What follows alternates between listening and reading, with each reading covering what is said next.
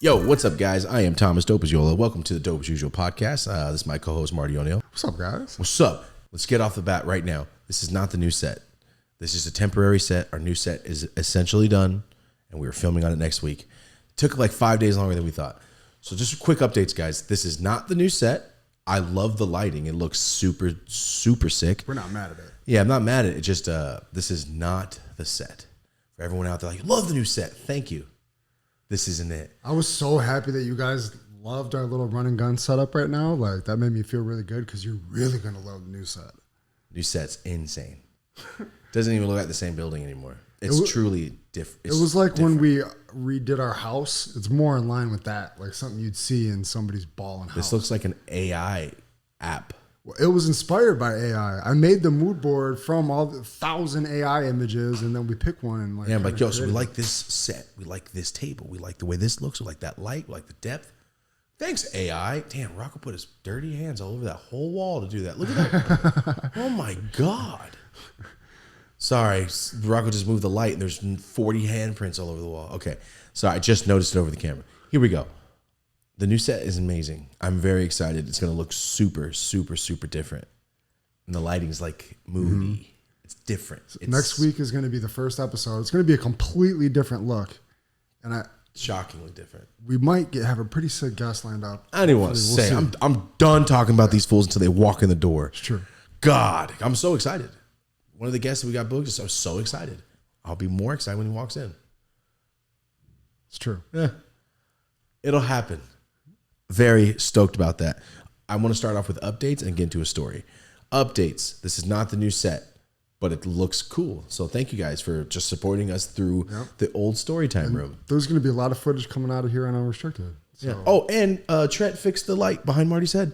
I've had that push trees thing for 3 years, just broke it, and he fixed it. Super stoked. Updates. Let's get into it. Ready? Shout out to everybody on Spotify. We just hit 100,000 on Spotify. Let's go. Thank you. 100,000 followers on Spotify, and you guys, thanks. We don't push it that crazy, so thank you. Because like with YouTube, we know we're on a teetering. We're on ice. We're like, one day I'm gonna slip and crack my head. One day I'm gonna make it to school. Like I'm gonna make it all the way to where I was going with YouTube. We never know. But with Spotify, they love us. Thank you very much, Spotify. We appreciate you. I'm not gonna complain too much about anything else, because you guys have heard it 72 times. Done talking about it. Updates, right? This is not the set. 100,000 on Spotify. Drop a comment on Spotify. Oh, there's comments on our Spotify. Thank you, Marty. Forgot to say that. Marty texted me. We got comments like, oh my God, yes. Oh, we talked about it last week. I got to manually approve, but still, we got comments. Ready? Next update. I don't know how we didn't bring it up last week, but I'm going to bring it up this week. Marty and I have zero control over what people do with themselves, what they do, or anything. And I'm saying that because a lot of people were so violently upset about the Peso episode. And we want to talk to you right now. What do you want me to do? What do you want me to do, man? Okay, look at Peso. I'm not going to say anything. He did look like he was nodding off. Maybe it was the contact high from he doesn't smoke anymore. I don't know. Maybe he does other stuff. I don't know. People acted like you saw him kind of nodding off. He might have a drug problem. Why would you put him on the platform? Do you think at minute 42, when I noticed it, I'm going to go, hey, get out. We don't like that here. Life, problems, drugs, accomplishments, and everything in between. Maybe this is his everything in between. Mm-hmm. All right? It's okay. But we don't have control over you know how many people like, you should never bring a guest nodding off. That's crazy. What a terrible thing for the community. Do you guys not remember the first Goblin episode? He fell asleep. Mm-hmm. He fell asleep mid-episode. He was so faded, and he was doing mad rails that day and drank so much, passed out mid-episode. First time I ever met the guy. I love that guy. Goblin's the man. You guys love him too. He has since gotten sober. Why can't the Peso be maybe he's getting sober, or maybe he is sober. I don't know. Maybe he was tired. I don't know. It's not my job to go, hey, what did you take before this? I want to know everything you do. I'm not his parole officer. I am not anything. I am here to talk. Marty's here to talk. I noticed that he was nodding off, and what do you want me to do about it? What do you want me to do? Like, hey, stop doing that. I'm not his mom. He's a rapper. He's just chilling. He's doing what he wants. Have you heard his music? Shout out to the 1.5 million people that watched that Windex clip, though. Oh, man. So, look at you guys. A lot of people are like, did they really not understand? I thought he was dead serious for about half that time. And I was like, are you seriously putting Windex in your mouth? That's danger. Are you serious? Part of and me he said, these are still glass. can't I was like, you're messing with me, bro. They're not glass. Those are diamonds. A princess cut. Okay. You're messing with me. But he played it to the end. But then I was thinking, do they encase the diamonds in a thing of glass to protect them? They're just diamonds. Diamonds are hard. Hard as a diamond. Okay. I would take diamonds over glass. Glass shatters. Diamonds don't. Okay, that's a fair. You gotta point. you can scratch glass with a diamond. So yes, guys, I was aware about halfway through, and I went, "Oh, you're messing with me." Gotcha. You got to remember, we don't know these people that well. We don't know their personalities off camera. This is our first time meeting them too. I mean, I chilled with him in Texas for 7 minutes. Yeah. He was in rapper mode. He wasn't in goof mode. I don't know what I was gonna get. So that's the other update. We don't know. Sorry if a guest. We have no idea. If somebody walks in slumped out, I'm like, bro, we probably shouldn't do this. If you notice the first 40 minutes, wide awake, alert, talking, doing, we're having fun, and it just started going downhill a little bit. And I was like, let me bring this up a little bit. Either you're tired or something else going on in your life. Definitely could have been the box studio too. Could have been the box studio too. But we don't know. That's the thing. Like as soon as we were done with the filming, he wasn't gnawing or anything like that. Yeah, I didn't He was even normal ass dude. I didn't notice that during the episode. At all. I noticed it during the episode a few times. I was like, "Ooh, is that the contact high? You tired? Am I boring? Or something else going on?" Mm-hmm. But we don't know that. Not our. I mean, sorry. But those are the updates that I wanted to get off, talk about right now. Marty, I am going to get into a story time. Very intense, not intense, but I'm gonna get into a story time with a lot of detail. Before we do that, could I show you something you'd only see in LA from my drive up here? Yeah. There was a dude actually hunting for treasure on the side of the freeway. You don't see urban treasure hunting that often. Oh my God, he has a pickaxe. Yo. I think you came across a city worker, Marty. This is not, no. What tweaker has a pickaxe? I don't know, a scary one. He's pulling a box out that has a string. He's pulling a box out. You just found a treasure hunter. A treasure tweaker. Yo, with a full pitch axe looking around on the side of the freeway. This is something you only see in LA, I think. I liked that. One time in Merced, I saw a tweaker come out of a bush with a full Little Caesars pizza. That means they did that with core and leg strength to get through that bush. Because they were holding, no hands to put down, no elbows. They all core strength to make it through that bush. And when I saw him emerge with a backpack on, wow. I just saw a bush shaking like the T-Rex was coming. I'm like... You duck waddled out of it? Yeah, he went, tank top, jeans, backpack, white kid, hella tattoos, dirty as it gets. He just worked on a car. Came out of a bush. Best part about the bush, if you're from Merced, it's right there by Golden Valley. Guys, between this, where he came out of, I want you to... Can I explain? Makes it better. I'm staring at him. Here's a median between the Burger King and the gas station. I was getting fries. I was starving. Mm-hmm. I see him coming out of the bush. Here's the median. I can see the gas station. Why? Because there's only one bush. There's one bush in between the 70-foot wall. The wall's this high. You can step over it. He could have walked around the bush. Mm. Do you get what I'm saying? Yeah. You chose that path. Ready? Yeah. You're in Los Angeles and you run into me. Bro, go around me. It's a whole city. I swear to God, there was 99% clear, and the fool took the bush route. Uh-huh. So when I saw him coming out of it, I'm like, oh, you're real tweaking, huh? Walk around the bush, man. Like you fought your way through the bush. The bush is 5 feet wide. Mm-hmm. It was the dumbest. It was dumb. It's like one of the kids that'll like walk up, hop the fence right before the fence door. Yep. Ever seen that shit? Oh yeah, I've seen that. So, Tweaker Adventures. Yeah, Marty, you saw a treasure chest hunter, and I think, what if like he found something sick? What was in that box? Something he buried before. Yes. Yeah. It had a string. I mean, he probably. What was a cool idea? Like cool idea. Guy can get a job. He's over there doing stuff I would do at 7. Right. Oh, I'm gonna get this bottle and I'm gonna put a little bit of toothpaste, a little bit of hot sauce, a little bit of this, a little bit of that. You ever make concoctions of all the stuff in the house and go, I'm not gonna drink it, but like I'm just gonna set it there and see what it does for a couple of days. Uh-huh. It was the movie Jack when Bill Cosby is his teacher And remember, they're putting all that stuff in a bucket, and to get into the club, you got to eat it. And they put a worm in it. The movie Jack, anyway. That's why I did that. Because I was like, oh, they did it on Jack. Shook it up, put some WD-40 in there, put an orange trucker glow, put some oil from my grandpa's drums. It was just a black bottle of nothing, and I threw it over the fence after a while. Sorry, way off track. Let's continue. Those are the topics. Those are the intro. All right, let's get into this intro. That was it. Just wanted to say yes. All right, not new set. We can't tell our guests what to do. They're grown. Not a city worker. Not a city worker. Take the path of least resistance, tweakers. And then we hit 100K on Spotify. So those are the updates. Those are the updates I want to get into. Okay, I'll wait a couple minutes, then we'll start these joints up.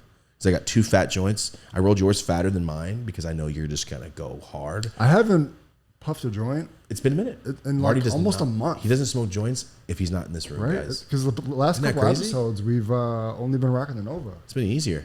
But I don't know. Sure. Yeah. So here we go. Here's the story. I'm going to get into this. This has let's just talk, okay? Story time. If you watch the Dope Is Yola channel, you've heard about this person before. You've heard a little bit of this intro, but I've never talked about this on the podcast. I don't know why. Yesterday I woke up thinking about this dude, and I was like, damn, I don't think I've ever fully talked about him on the show. So here we go. Let's start off this story. Boom. I'm in the 9th grade. I'm in football, right? Let's get started. I'm in football.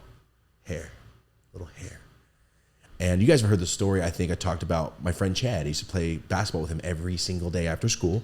And then he had a cousin named Chris. And his cousin had a friend named Nick. I knew Nick also. Then one day they came over to Chad and said, hey, you want to go smoke at the park?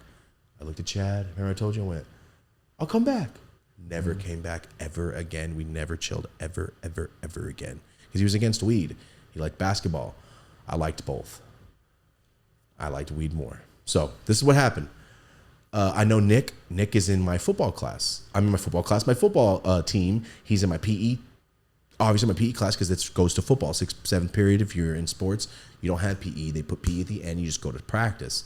So Nick looked like a bigger faced Marky Mark when he did the underwear Tommy Hilfiger commercials, like a pretty white kid. He was just like I don't know, like the generic pretty white kid, kind of buff and super hilarious. And I don't know. I just remember I talked to him one day. I'm like, fool has the goofiest laugh I've ever heard. It was just like the dumbest chuckle. Anyway, I hung out with Chris and Nick and Steve. We went to the park. We smoked. And that's when I said, remember I told you, I don't know if you guys heard, when I was younger, a lot of people, when I start smoking the first time, they always say, I didn't think you were going to show up. I didn't think you actually smoked. I was such a straight edge looking kid. I got 4.0s, all that stuff, until I started smoking. So everybody had this thought of me. I was in the AP classes when we first started. You know what I'm saying? I'm the only Mexican kid that don't speak Spanish. I skate. I don't know. Like they didn't expect me to show up. Anyway, I showed up.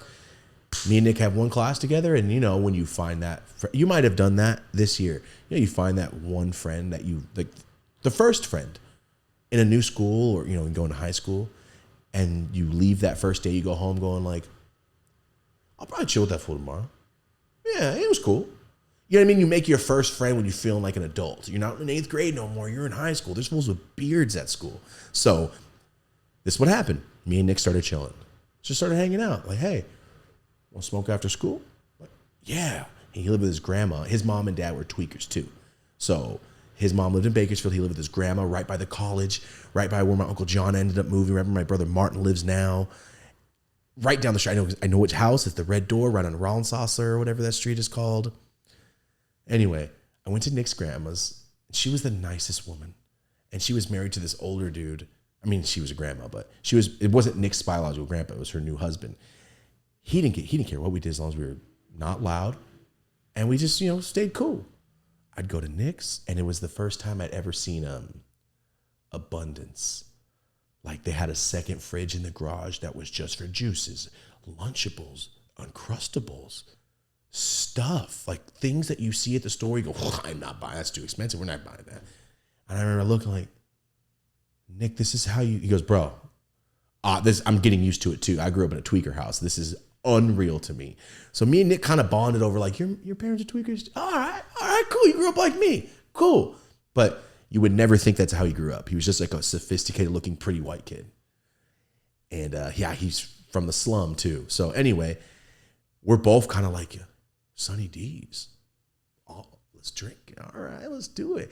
And we would make, his grandma and grandpa would get the sandwich meat, the boar's head, the first time I ever saw it. So it wasn't it is the meat that didn't come with water in it, like the Mexican ham. I was like, well, you guys got lunch meat? Oscar Mayer triple. There's beef, there's roast beef, there's turkey, and there's dark turkey in one package. Just slice that shit at the deli. Yes. I'm like, oh my God. Me and Nick one night made sandwiches this high. We did it every night. Anyway, I'm going to give you little clues. And then when we get into our adulthood of this story, I will let you know what's going on. Because I didn't know until I was an adult. Nick's dating this girl. I know this girl. She's super pretty Mexican chick. He's a pretty white girl. Of course you're going to bag the pretty Mexican chick. You're in Merced. There's no white girls out here. You know what you're doing with your thing. Anyway, I was like, damn, Nick, you're one of our first friends to have a girlfriend. You're the man. I have a yearbook. There's one picture of us all at the bench in the yearbook. Me, Nick, Steve, Marcy, and like 4 other fools we used to chill with. One of the only pictures I have in the yearbook. Anyway, I hang out with Nick. Nick comes to my house. My mom loves Nick. He's hilarious. She jokes. My mom was always hilarious with my friends that mean to me. So me and Nick just spark a friendship all through football. We're friends, man. We're friends. We smoke every day after school. We meet up. I walk to his grandma. We smoke some bowls. I walk back. This is right before I started hanging out with Joe. I started hanging out with Joe like a month into school.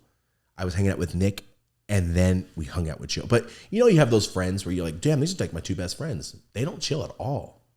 I'll go to his house, then I'll go to his house. Like they never hang out together without me type of thing. So I was hanging out with Joe a lot, but Nick was always there. Nick was the man. We smoked a lot. Me, Steve, we smoked a lot. And then he moved to Bakersfield, man. He moved to Bakersfield like right at the end of the year. He moved to Bakersfield. I was like, dude, are you seriously not? What? You're going to go back with your mom? He's like, she's clean, bro. Just want to be with my mom. I'm like, all right, I get it. So he moved back to Bakersfield for a little bit. And then something happened. He moved back. And I didn't really ask what happened. I was just hyped that Nick was back, right? So Nick's back. We're all hanging out. We're drinking at this time. That's when I start doing hard drugs. And Nick, he loves hard drugs too, but he loves hard drugs that are cheaper. So he was getting a little bit of Chris, and he would always talk shit to us like, that shit's so expensive. Just snort this. Get 5 times the amount. I'm like, look at your back. You see how you're breaking out in zits everywhere? Because you're tweaking. I don't want that. I'm good. Like, there was a time I'm like, stop. But he would be like, Monday, I'm done. I'm going to do drugs till we go to the weekend.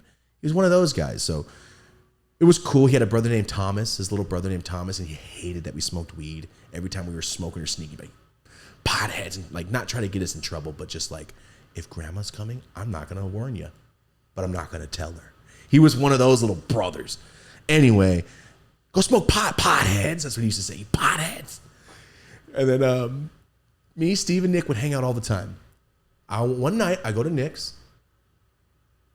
Okay, let's just throw this out there. One night, I go to Nick's, and there was a rule. I don't know when the rule started, but there can't be 2 people spending the night at Nick's. 1 person at a time. I think he made that rule up, and now I know that he made that rule up. So I'll go over there, and Steve's like, okay. I go over there, my friends are chilling, and I'm like, got a weird vibe, but that's fine. We're playing Blitz and hanging out. And then he's like, hey, Steve spent the night, man. So, like, you can't spend the night. It's only 1 per. I'm like, it's a new rule. Okay. All right. Cool. Thought nothing of it for years. Let's fast forward here, guys. Nick moves away back to Bakersfield, never comes back. He comes back like almost every weekend to chill with us, party, hang out. Nick's got another girlfriend. So Nick's like the adult of us. He lives somewhere else. He comes, hangs out with us on the weekends sometimes. Sometimes he'll come sleep for 3 or 4 days at one of our houses. We get wrecked. He's got a new girlfriend. She's cool. She's older than him. So this is like, hey man, anytime I can see my homie, I'll see him. Me and my dad would truck drive. Sometimes we'd stop and see Nick. One time we picked Nick up and I met his mom and I was like, ooh, you are recovering. Wow, I can see it on your face. But she was very cool. Super nice, and she had the same smile as Nick. So I was like, all right, cool. We picked him up. We hung out, but he went off and hung out with somebody that night. Didn't hang out with me. I was like, that's odd. It's okay. Who cares? Okay. Time goes on. I get out of high school. Here you go. Alright. Time goes on. I get out of high school. I'm just working at Me and Ed's, doing my thing. Nick stopped hanging out with one of our friends. We used to hang out with a friend. I'm not going to say his name. We used to hang out with a friend a lot, Nick and I. We used to hang out with one of these friends a lot. And he would spend the night at Nick's house too, right? So I was like, oh, we're all friends. And then one time I was like, yo, so-and-so's coming over. He's like, oh, no, I don't want to chill with him. I'm like, what? All right, I thought nothing of it. And then one day I'm chilling with Nameless Friend. And Nameless Friend's like, yo, have you talked to Nick? I'm like, yeah, I just saw him. He goes, you just saw him? Huh. I'm like, what's going on? Like, he's like, he doesn't text me back. He won't call me. He won't hit me up. Nothing. And I'm always thinking, like, what happened between Nick and Nameless Friend? Why don't they want to hang out no more? Why is Nick pissed? So, a couple months later, Nick comes down, sleeps the week at Nameless Friend's house. Nameless Friend's married. At this time, he didn't have a child yet, but he's married. Yes, right out of high school, got married. And, he's over there. And for some reason, Nameless Friend's wife did not like Nick. Didn't like him spending the night. Didn't want him hanging out that much. I don't know what's going on, guys. Like, wives hate that shit. No, just Nick. I was there all the time. She just didn't like Nick. Anyway, stuff's going, years go by. I'm in college. I'm working at Me and Ed's. I'm selling weed. I'm doing my thing. Nick comes down. I'm like, damn, I haven't seen you in 2 years. How you been, man? Yeah, no, I got weed now. Because it used to be we buy a couple eight. We buy an eighth, put in money to get an eighth. Now, oh, sorry, my bad. Now it's like, Thomas, you have pounds? Like, yeah, bro, you want to smoke? And it became one of those like, wow, you have weed now. We can get high. No more screaming. We made it. A year later, a year or two later, I start Instagram. I'm doing Instagram for like 3 months, 4 months. It's fun. I'm having fun. I find Nick online and I'm like, Nick, you have an Instagram? Bro, he's like, Thomas, you've been smoking weed on the internet? Wow, no way. And then I hadn't seen him for like another year. And then he came down once when I first started Instagram. We smoked. I was showing him all the fun like picture stuff I've been doing. He's like, oh, no, this is what you're doing now? This is sick. I'm like, yeah, dude. And then I know it's kind of a random story, but I'm just trying to tell you the life of my homie. And then like another year goes by, 2 years goes by. I don't really hear from him. I kind of hear that he kind of is been tweaking a little bit, but not severely. And I'm like, he likes to get on one. I get it. I know him. He's cool. Okay. Then some stuff happens with my friend group, and Nameless Friend gets kind of like kicked out of the group. Like our homie, like all my growing up friends don't really talk to Nameless Friend anymore. And I talked to one of my close friends. And I go, why aren't you talking to Nameless Homie no more? And he looks at me and he goes, I'm going to talk to you about it right now so you know I'm not tripping. And he's like, this man keeps trying to have sex with me. I'm like, what did you just say? He goes, Nameless Friend keeps texting me sexual ass stuff. And I'm like, is he messing with you? He's like, he is not messing with me. I talked to 2 of our other friends and he did the same thing to them. So one of our Nameless Friend didn't know he's been gay this whole time. Is it a shock? Yeah. Big time. He's the only one that can bag all the girls. Gotcha. Constantly, too. Constantly. Turns out our friend, dabbles in dudes. Dabbles in dudes is a good term, which is fine. Shocked me. I was like, wow. And then they go, yeah, that's why Nick doesn't come around no more. So it turns out my friend Nick and Nameless Friend kind of had a little thing going on. I had no idea. But you know what that means? I knew there was no rule. I knew there was no rule at his grandma's. I knew he made that shit up. He said that so they could be boyfriends together. So they could be boyfriends together. I had no clue. Conniving. The whole time I'm like, I'm just trying to play Blitz, man. Like, you guys can make out over there, bro. I'm on a season. And I didn't know. So Season. yeah. So I'm assuming my friend was just like very confused. He had just got his first girlfriend with my friend. I don't know if they banged each other yet. I don't know if he was confused. He's like, do I like guys?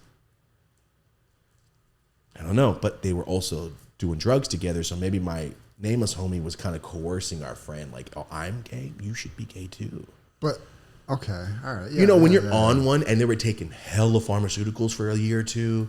They were all, I remember one time I came over, everybody just slumped on a couch. It was 2 p.m. And I'm like, there's no lights on in here, just a TV. Ugh. And it turns out that's where Nameless Friend was doing pills with them too, and like trying to turn our homies into like his boyfriends. Which, do your thing, but like don't try to coerce our 17-year-old homies into this. Mm-hmm. What's wrong with you? Don't do that. After they say no, stop. So that's why our friends were like, he keeps hitting us up. Because he was getting all messed up a couple years ago, drinking, taking pills, and was like, just spurting all his inner desires out to our homies over messages. Mm-hmm. I feel bad for him because he got backfired on him. Our friends were like, stop. And he didn't stop. They're like, don't call me anymore. Stop. I'm not talking to you anymore. I get it. I get their part. I get why they're like, bro, stop. What? So I guess, you know, I don't care. I love Nick. Nick's a man. And we're talking and I'm like, I know what happened. Something happened to where he was like, I guess it's not weird. And the next day was like, this is weird. I'm not coming over here anymore. And he stopped hanging out with our homie forever. Mm-hmm. Remember, I was like, well, I wonder why he stopped hanging out with him. Yeah. Now I know. He was just like, dude, this is not for me. Yeah. I was a child. I guess I was just confused. So I find all that out. I still talk to Nick. I'm like, I never brought it up. I don't care. Can I see the lighter? Does he seem gay now? No, Nick's far from gay, dude. You think he was just 16 years old and confused and a virgin. Gotcha. And on pills. And went, I guess, yeah, it's not bad. It's not weird, right? Like I'm telling you, they would get so wrecked or get on one.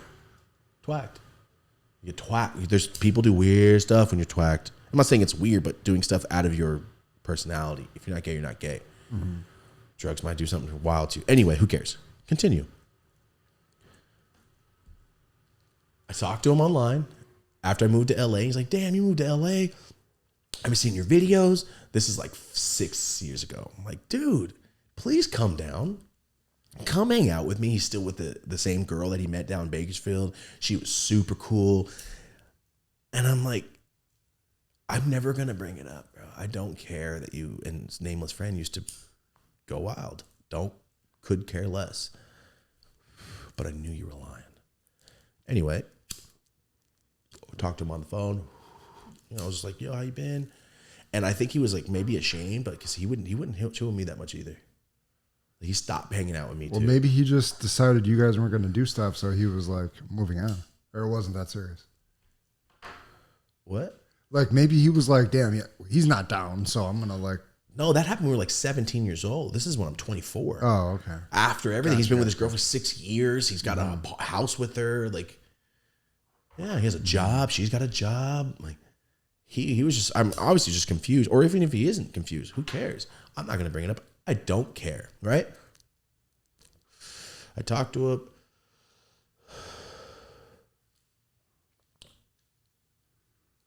And then like a couple months later, I'm with John, his homie, Rosie, Rachel, pull up to OG's house. I remember specifically, pull up to OG's house, and I get a call from Nameless Friend. I'm like, why the fuck are you calling me? Like, why are you calling me, dude? Like, you just text me. Weird. This is 6 years ago. This is before everyone shunned him. It was like, bro, leave me alone. So, you know, it's still our friend group. Like, they know Nameless Friend. They're like, yeah, Nameless Friend, he's got a kid now. I'm like, all right. And then Nameless Friend calls me. I'm like, what's up, dude? He goes, bro, I just need to talk to you. I'm like, what? He goes, Nick got in a car accident. I'm like, oh my God, is he okay? He goes, a fool died. And I remember I was just outside of OG's house, I just need to pick up weed. And I remember I didn't feel sad. And then for 2 seconds later, I saw Nick's face and I just started breaking down. I was just like, are you shitting me? I was imagining was his face messed up. You know what I mean? Like bloodied up. I don't remember much for like the next couple minutes. I just remember I hung up. I was like, I'll talk to you later. I hung up. I remember Rosie being next to me out of nowhere. I got kind of like dizzy. It was weird. I just couldn't imagine my friend all broken. I was like, Nick? And it hit me. It was weird as hell. I talked to a nameless friend, found out what happened. He just got a Monte Carlo, like a little older one than mine. And he worked at this spot. And I know he loves cars. I used to steal him and his grandma's Cadillac, his first car I ever stole. With me and Nick. Before I used to steal my grandma's and drive with Joe, I found out how to do it because of Nick. We would push his grandma's Cadillac out of the garage and take it, dude. All the time, actually. So his grandma had just got married to a new dude. They were like, adventure time. Let's go to the casino. Let's do this. We're like, oh, leave your car. Yeah. And Nick had a spare made. He was a bastard. Wow. He got a spare key made of his grandma's Cadillac. And we would take it. He hid it in the garage. We would take the Cadillac all the time. And so anyway, he loves cars. He got a Monte Carlo. So I found out what happened. He got a Monte Carlo. Bought it that morning. Was all juiced. And he had 3 coworkers with him. They're like, I'll take you guys home. Don't take the bus. Like, I'll take you home. I got a new car. And I found the road. I get how it happened, but like, I guess he was passing a car on it's kind of a hill. You're not supposed to pass on hills. Let this be a lesson. Never pass on a hill or a curve because your perception's different. You got to pass on straightaways only. Never pass.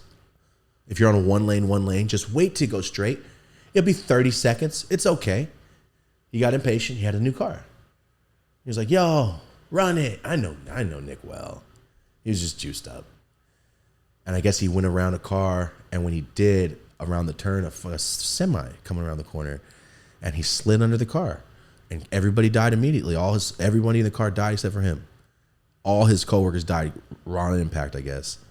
And then when he tried to turn out of it, he's the only one that didn't get run over. So I guess they said they were working on him, and then they got in a helicopter, and the second he got in a helicopter, he died. Yeah, dude. The worst part about all of this, I find out from his grandma. You know how I found out from his grandma? Go to the funeral. Where's his funeral? Where's his grandma live? She moved from Merced, 2 miles from my mom in Madera. Had no idea his grandma moved right by my mom. I could see my mom all the time when I come to Merced. Nick was moving there 7 days later. He has the last week of work. And he was going to move to his grandma's, save up money, and try to buy a house. So I had no idea, but Nick was about to be back. Like, he's just 3 hours away, and he was about to be right by my mom. I mean, I live in LA, but I go to Merced twice a month. I haven't seen Nick in 2 years. Like, I talked to him on the phone. And yeah, when I went to his funeral, I was on the same road that I take to my mom's. So I'm like, where am I going? I put the wrong, and I pull up, and I see his brother and his mom. I'm like, dude, he would have lived down the street from my mom. We would have been able to hang out now. Pissed me off. And that was it. Yeah. That's sad. Really sad, dude. Nick was the man. What year was that? Cool. He probably died like 2017, 18. I had a friend from high school die like that. He just got the Ford Focus all souped up or whatever, and he went underneath a semi. Yeah, dude, it's scary. I kind of had a moment like that with my dad's brother, where like me and him never really hung out. Or Your dad has a brother? He did. Oh my God. Like, so you never mentioned this? You never met your dad had a brother, so what happened? Well, he was just like a regular uncle. I never really like hung out with him or anything my whole life. Just like somebody you see at holidays when you're a little kid or whatever. But then I had got like, I think through work, I won Sabres tickets or whatever. Or somebody got Sabres tickets. My dad couldn't go because he was sick or something. And then I ended up going with my uncle. So we went to the Sabres game together and just kind of hung out for the first time ever. It was cool. It was just my dad's probably younger brother. Cool dude. He's a construction worker, regular guy. Seemed very cool. But then it's probably the next year, maybe even the same year, he was pulling from the side of the road. And I don't know what happened, but I think a drunk driver hit him as he was trying to U-turn off the and he passed away. And like that's why every time now I look 10 times when I'm like gonna U-turn or do anything. I think about him every time. You always over the shoulders. Never rely on your mirrors. Ever. And always shoulders. His funeral or what, like it happened right before I was playing freshman basketball, right before our big trip to Florida. Weird. We were getting ready to go play against Florida, and it happened. It was the first time I ever saw my dad cry. Oh. And then, but they told me to go, and I felt pretty guilty about that, but I went, and yeah, it was, sad. It's like, damn, I was just hanging out with this boy. I know I'm not trying to bring everybody down, but I was just thinking about this fools the other day, actually. I don't know if I ever talked about this. Damn, this got wild real quick. I'll just do it real quick. There's this guy named Sean Leon Guerrero. Sean Leon Guerrero. He looked like the young Rock. We always used to make fun of him because he didn't really look like the Rock guys, but he was brown and tall, so we called him the Rock. Anyway, I knew this guy since like Tenaya. And Rosie's friends named Michael and Robert. They're twins. Michael and Robert. They're like half black kid, half white, half black kids, like light skinned, tall ass Steph Currys, right? And they're goofy. Michael's goofy as hell. And anyway, they're cool, man. They're both in the army. They're both on leave. Twins. Nicest dudes ever. They're both on leave. So they're in Merced. And I remember we all was hanging out at this Mexican spot. And I know they go to the bars, they hang out. This was just the weirdest shit. I remember I'm getting my haircut at Madera at my mom's shop. Getting my haircut, and I'm with Rosie and her best friend Monica. And Monica and Rosie are great friends with Robert, Michael, because they're in the army, and so is Monica's husband. They're all deployed together. We all went to high school together. You know, they're dope, dude. And we're sitting there, and I'm getting my haircut, and then I remember Monica gets a call, and I look at her face, and I'm like, what just happened? And then Michael and Robert both got in an accident at the same time and died in the same car. The twins. God. Right? They died in the car together as twins. Like, it was just shocking. And then I remember we go back to the house and, a bunch of friends meet up at my house. And we're like, just friends. And I'm with Sang, my homie Sang. Sang and Sean are homies. Like they go fishing together. They go to the store. Like Sean don't smoke weed, but he drinks. So he's like Sang's guy that sits there, doesn't smoke weed with us. You know what I mean? He's just our homie. I'm good. Just hit the weed. I don't smoke. Fucking Sean, I don't smoke. Anyway, we're all sitting there. It's like 8 hours later. It happened like at 2 a.m. We found out at like 10 a.m. We're sitting there, and Sang's like, oh man, it's so weird. Like, this is terrible. I know Sean hangs out with Michael and Robert all the time. He's like, I hope he wasn't with them. I'm like, bro, you would have known if Sean was with them. You know what I'm saying? And we're all sitting there, and he's like, well, he has to text me back once. I'm like, bro, his best homies just died. Give him some time. Mm-hmm. And then like 3 minutes later, one of our homies calls Sang to let him know that Sean died too. He was in the car. Nobody knew. Nobody knew him in that friend group. They were like, yo, Michael and Robert passed away. Also some other random guy that we don't know. Jesus. So we didn't know about Sean for hours, bro. Hours we didn't know. And we're sitting there in the living room finding out that Sean died too. It was wild, bro. It was the saddest shit ever. And then we talked to somebody that didn't know that we knew Michael and Robert. He was talking about how he knows some dude, because they died like out of town. He knows some dude that pulled over on the side of the road to stop an accident. He posted on Facebook. And I guess he saw some guy crawling out of a fucking car, all broken and bloody and shit, asking for help. And then he just passed out and died. So they took off because they were drinking. And he's telling us a story in front of all of us. And it's Michael and Ron. We had no idea. We thought he died on impact. Turned out he didn't. I didn't need to know that shit.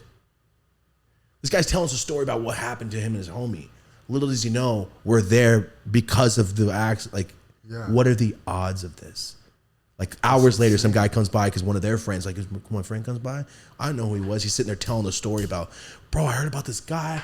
Bob, my friend was last night and on Facebook. I don't know them, but I heard they passed away. And he told us a story. And then he's like, Michael or Ron? And we're like, what the the whole room just changed. Like, and we didn't need to know that our homie was suffering at all. It was just a weird time, dude. It was just a very weird time. That's horrible. Yeah. I don't know. I don't think I ever talked about Michael and Robert. They're awesome. But I don't know. Sorry, we just got on that topic and I just randomly. It affects a lot of people. It makes me feel like, damn, I shouldn't be so scared to fly. I should be scared to get in that damn car.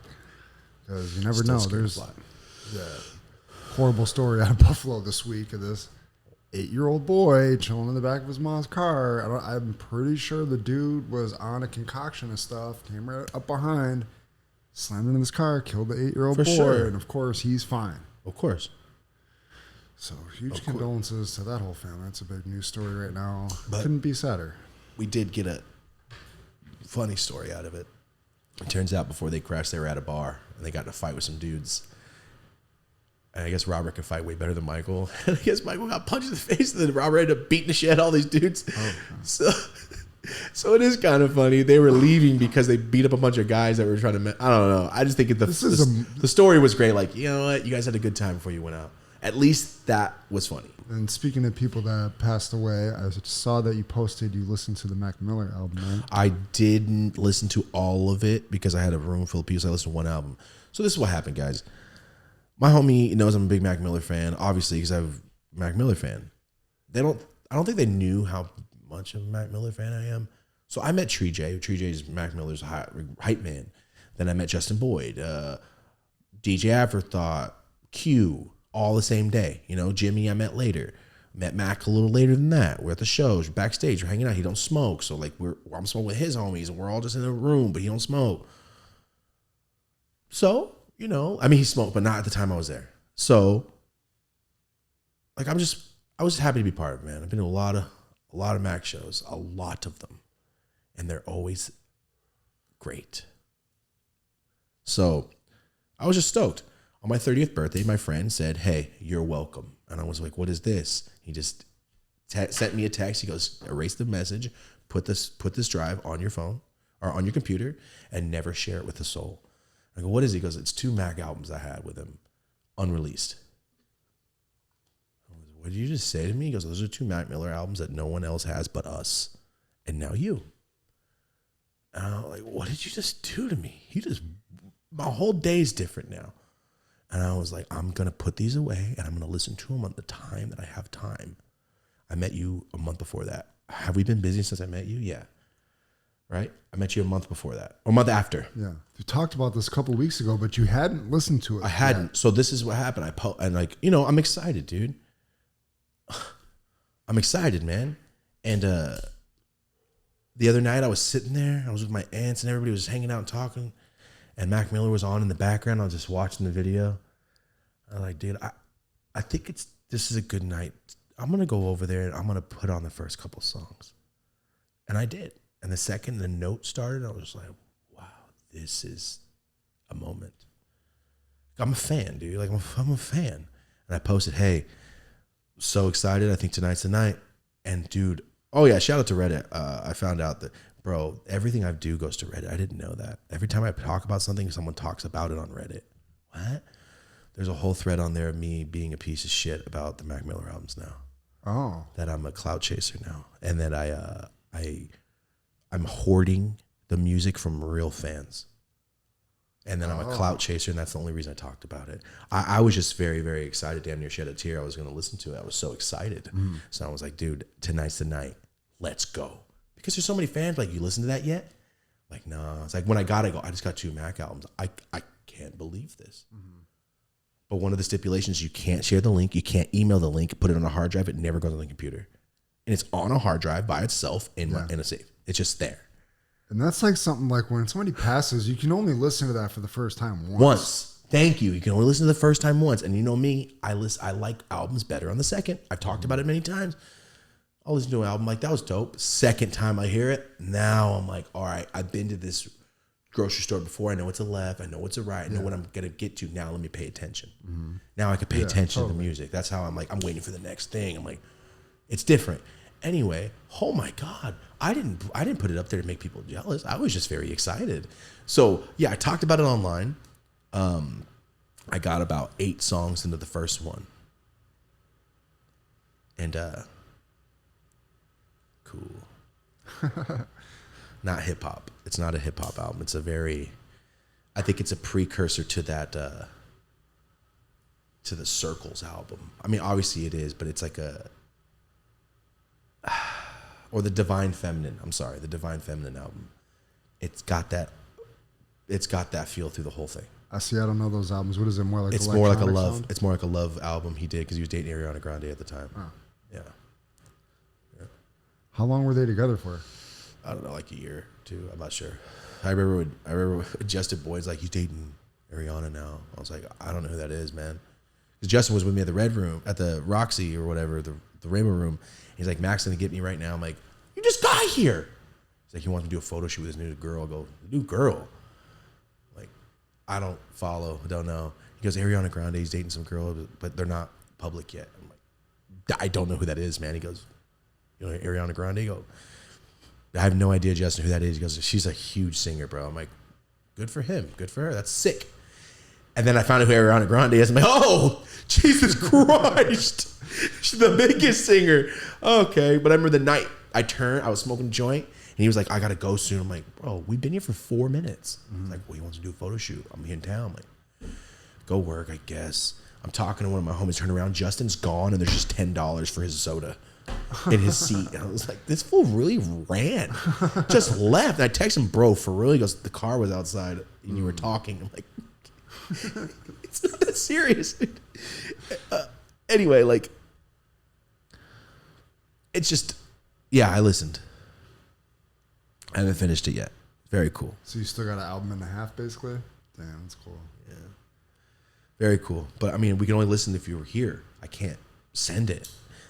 That's the only thing they said is, "Please never let this get leaked." I'm like, I will not. I don't even know how to leak shit, first off. I don't even know how to upload the album to the internet. How did you do that? We would just play it on here. Yeah, you have to play it in the back of a video. It's the only way I'd be able to show you guys something, because I don't know how to do that. But out of respect. Yeah, I would never. But yeah, I thought that was very wild. I was just happy. Mm-hmm. You should wait a while. Like, you should wait damn near some months and then listen to the other half. You'll know when. It'll be soon. I just thought it was very random. Like, for real? I thought, okay. Flexing on his supporters all the time. Like, that's insane. I get that a lot, Marty. Can I just live my life? I get that a lot, dude. If that's like, I used to show my Honda in the background of all my videos because I was smoking in it. It just happens to be a different car now, and then people like flexing. Like, my Honda did the same shit. Yeah, I'm here to show you cool, interesting stuff. Like, if you're insecure about that, it's okay though. I've learned to, like, let's not ever talk about the fun stuff that I've accomplished in terms of like, oh hell yeah, I got that car I've always wanted. I won't tell you. How about that? I'll just keep it on the car fun channel. I was just happy. It's crazy, dude. I haven't been on Reddit. I just went on that time, just to make sure I made an account to go, hey man, that's false. Just to throw it out there and be like, hey, how come it never says nothing? Well, I did. It's false. Yeah. False. That's cool. All right, I made an account. It's the avatar that has a little black coat. He's like a tweaker. I picked that guy. But yeah, I went on there to go like, damn, all right, let me see. Because like I said, the worst thing you could do is hide from criticism. Even no matter how dumb they may be. You answer people's comments too on the regular. On every channel that you're on. Yeah, so I saw that on there. I was like, okay. That's how you feel about the Mac Miller thing? That's very odd. Let's keep it to myself, I guess. No, I just didn't know. There's a lesson to be learned that just because you're showing some cool shit, it's not flexing. Flexing is like, I feel like I'm better than you because I have this, so acknowledge how cool I am for having this. You're not doing that. You're going, look how cool this shit is. Bro, one day I will feel cool. Maybe one day I will feel dope as hell because I don't. Still, every day. We're not ever coming from a place like that. No, we're in this world. You know what it is, Marty? Last time I'll talk about it. I think what it is you never met me, and someone comes up to you and goes, that fool litters all the time. And you're looking at me like, damn, that fool litters? What a dick. Mm-hmm. I don't litter. I know I don't. But for me to have someone thinking like a false narrative of me, it's like, that's the only thing that bugs me. I'm like, hey, I didn't know. I don't litter. I've worked hard to be a good person. Actually. I don't want this do reputation. That to me. Yeah. That's the only thing that bugs me. So when people are like, hey, he does this and that, I'm like, hey, no, I don't. Yeah, just so we're clear here. Just no, so I don't. Clear, I go home. When Rosie's not there, I'm on my phone doing comments. It's a problem that I've tried to fix is if I'm not working and Rosie's not there, I will just sit there and do comments for 4 hours. I don't go anywhere. I don't enjoy the shit that I can go do. I don't go to the mall. I don't do shit. And I need to start doing stuff because I can't tell you what month is what. I just know I did comments for hours. I know I did this for hours. I know I scrolled and cleaned up my pages for 2 hours and then Rosie's home. If she's not there, I don't do nothing because I don't want to go nowhere without her really, and I don't really think of anything to do. It's a problem I have. It's a bad one, and I've been trying to work on it. It used to be like, I don't have money to go do that. Now it's like, you can go do that. Like, what do you want to do? I don't, what do I do? Mm-hmm. Right now, Marty, you don't work tomorrow. What are you doing? Dad shit. Besides that, your kids are all at school. April's back is fixed, and she's doing something sick. Oh. It's just you. Yeah. What are you doing? You don't have work tomorrow. Can you even think of it? I don't know. yeah. And money's just not by myself. By yourself, and you can afford it. What do you do? I think I went my whole life not being able to afford anything that I've never thought of cool shit to do. Mm-hmm. Smoke weed. I smoke some weed. Mm-hmm. Do anything. Smoke some weed. What else is there to do? I feel like if I was in GTA, that's the only time I could think is like, I'm gonna go do something I would never do in life. Mm-hmm. Mm-hmm. But that's killing. I'm not gonna do that. Yeah. Like, what would you do tomorrow? I don't know. I'll go buy shit that has to do with, I don't know. I'm like, but that's work. I know everything. What are you gonna do? I don't know. I'd go work out and then I fucking smoke some weed and chill out. Even the shit you do in your regular routine, but now you have more time, so it's not part of your routine. It's just the day. Yeah. I would go be on little photography missions. I'd be doing little creative sprees and making content and stuff. But that's part of work. When you're like, I film everything I do, and sometimes I'm like, I don't want to film today. What do I do? Mm-hmm. Go sit and drink at a restaurant, get a sandwich, and then that's weird. Then what? It's like I've sat in my car for 3 hours before. That's why people play video games and do online stuff. Yeah. I'd get deeper into my bookie. Let's get it clear. Yeah, okay. You see what I'm saying? Like, there's something you could do. Yeah. I have a problem with not being able to think of that. Like hobbies. I'd get into hella hobbies. Yeah, I don't have any. I'd be at the range shooting all the time. I'd be doing kickboxing. That's cool. I'd be playing basketball. That's heavy. Cool, Marty. My brain don't do that. I go, what about this? I can make a checklist. Mm-hmm. My brain's in a constant state of like, I need to get this done. Well, it's because you start building that brick wall and you get so used to just like, and I always default back to just trying to do something that's putting something up on this brick wall. As long as it's helping, exactly. Yeah, but it's also kind of like your personality and who you are. Like, I've always been like. But even as a kid, what did I do?